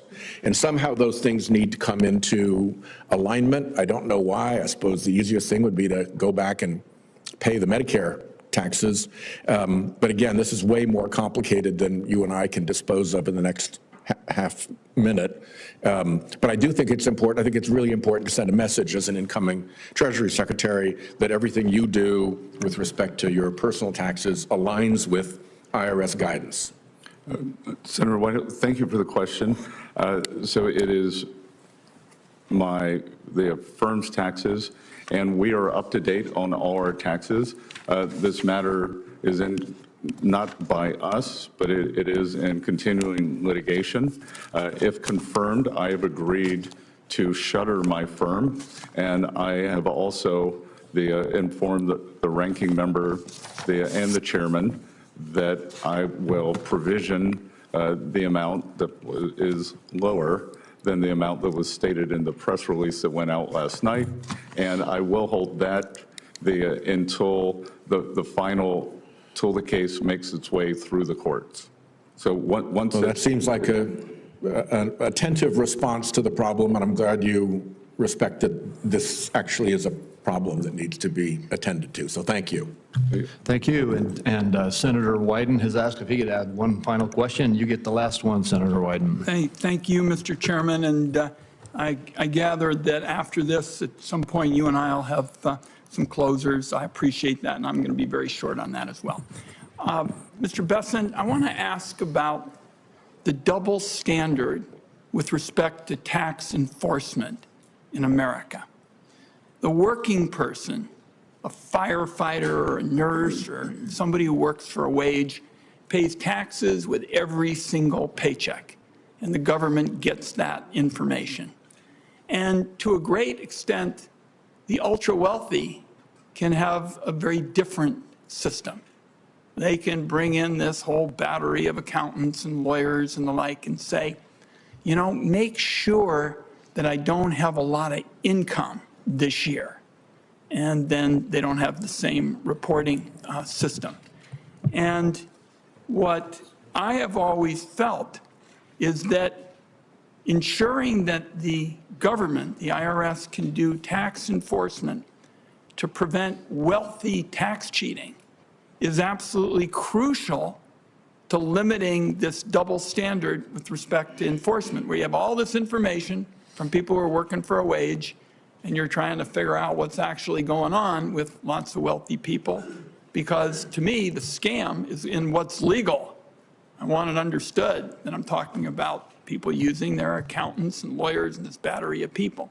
So my question to you is, do you believe that it makes sense for the Congress to give the IRS the resources to collect taxes from people who may be cheating?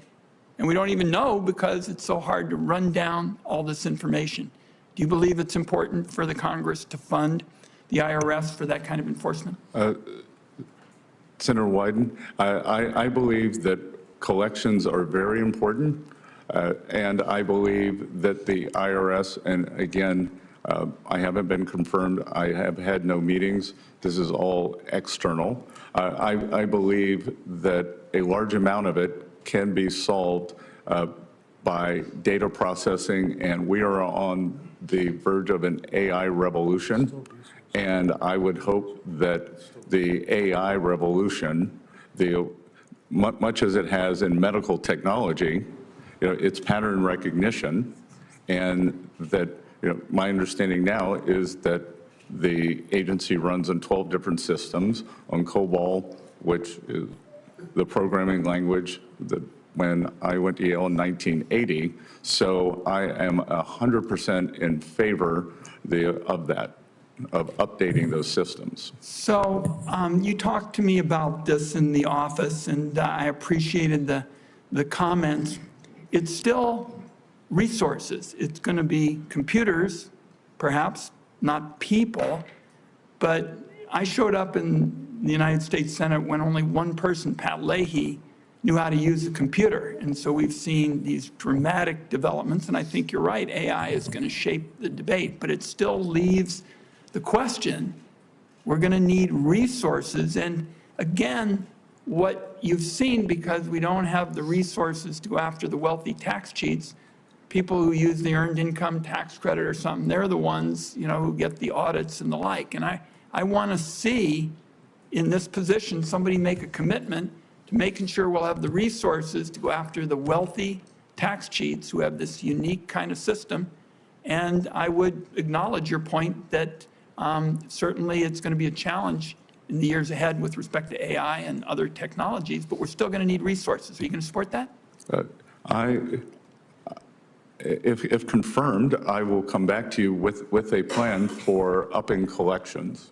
On wealthy tax cheats? Well, you seem to believe that the wealthy cheat more, but that I think across the entire income spectrum. So you were saying that the wealthy have this special cachet, and if there is some large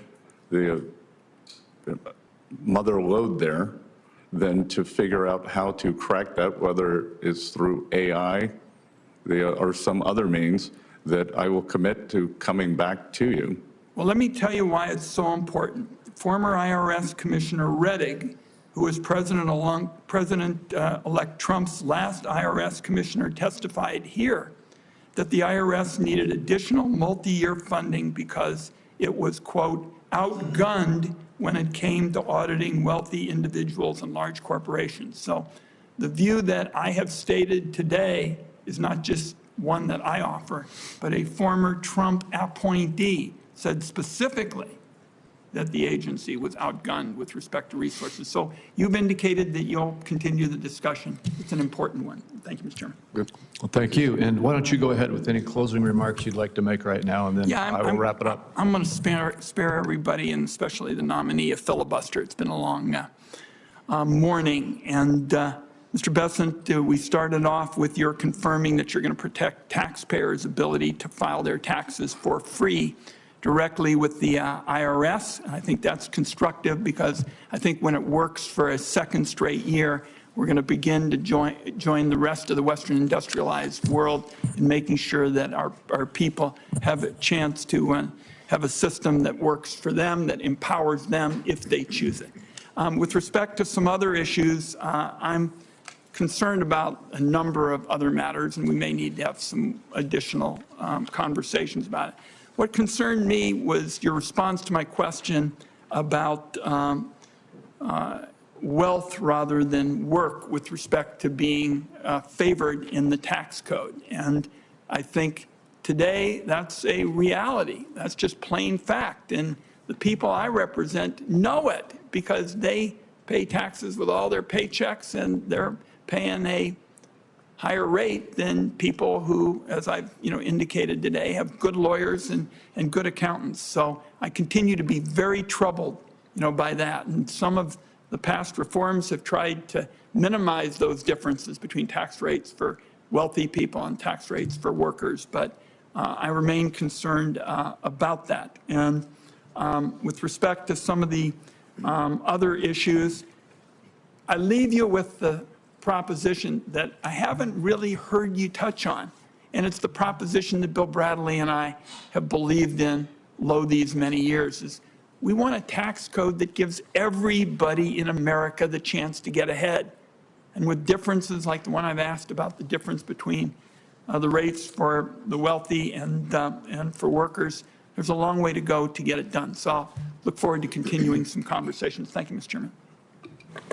Thank you, Senator Wyden. And Mr. Bessent, we're toward the very end here. I'll be brief myself. I want to end where I started out. I think that it's very clear that you have acted in your dealing with the vetting of this committee in a very, very straightforward, courteous, and honorable way. When it comes to your qualifications to be the next Secretary of the Treasury, there is no room for debate, and you have shown that today here in the hearing. Your background, your training, everything is tailor-made for this role, and your character and demeanor are self-evident. You have satisfied our due diligence process. In prior Congresses, I've joined with many of my Republican colleagues in voting for well-qualified Treasury Secretary candidates put forward by a Democratic president, even though I didn't agree with all of the positions that they advocated. Your candidacy ought to enjoy similar support, and I'm going to encourage my colleagues on both sides of the aisle to join with me in advancing your nomination.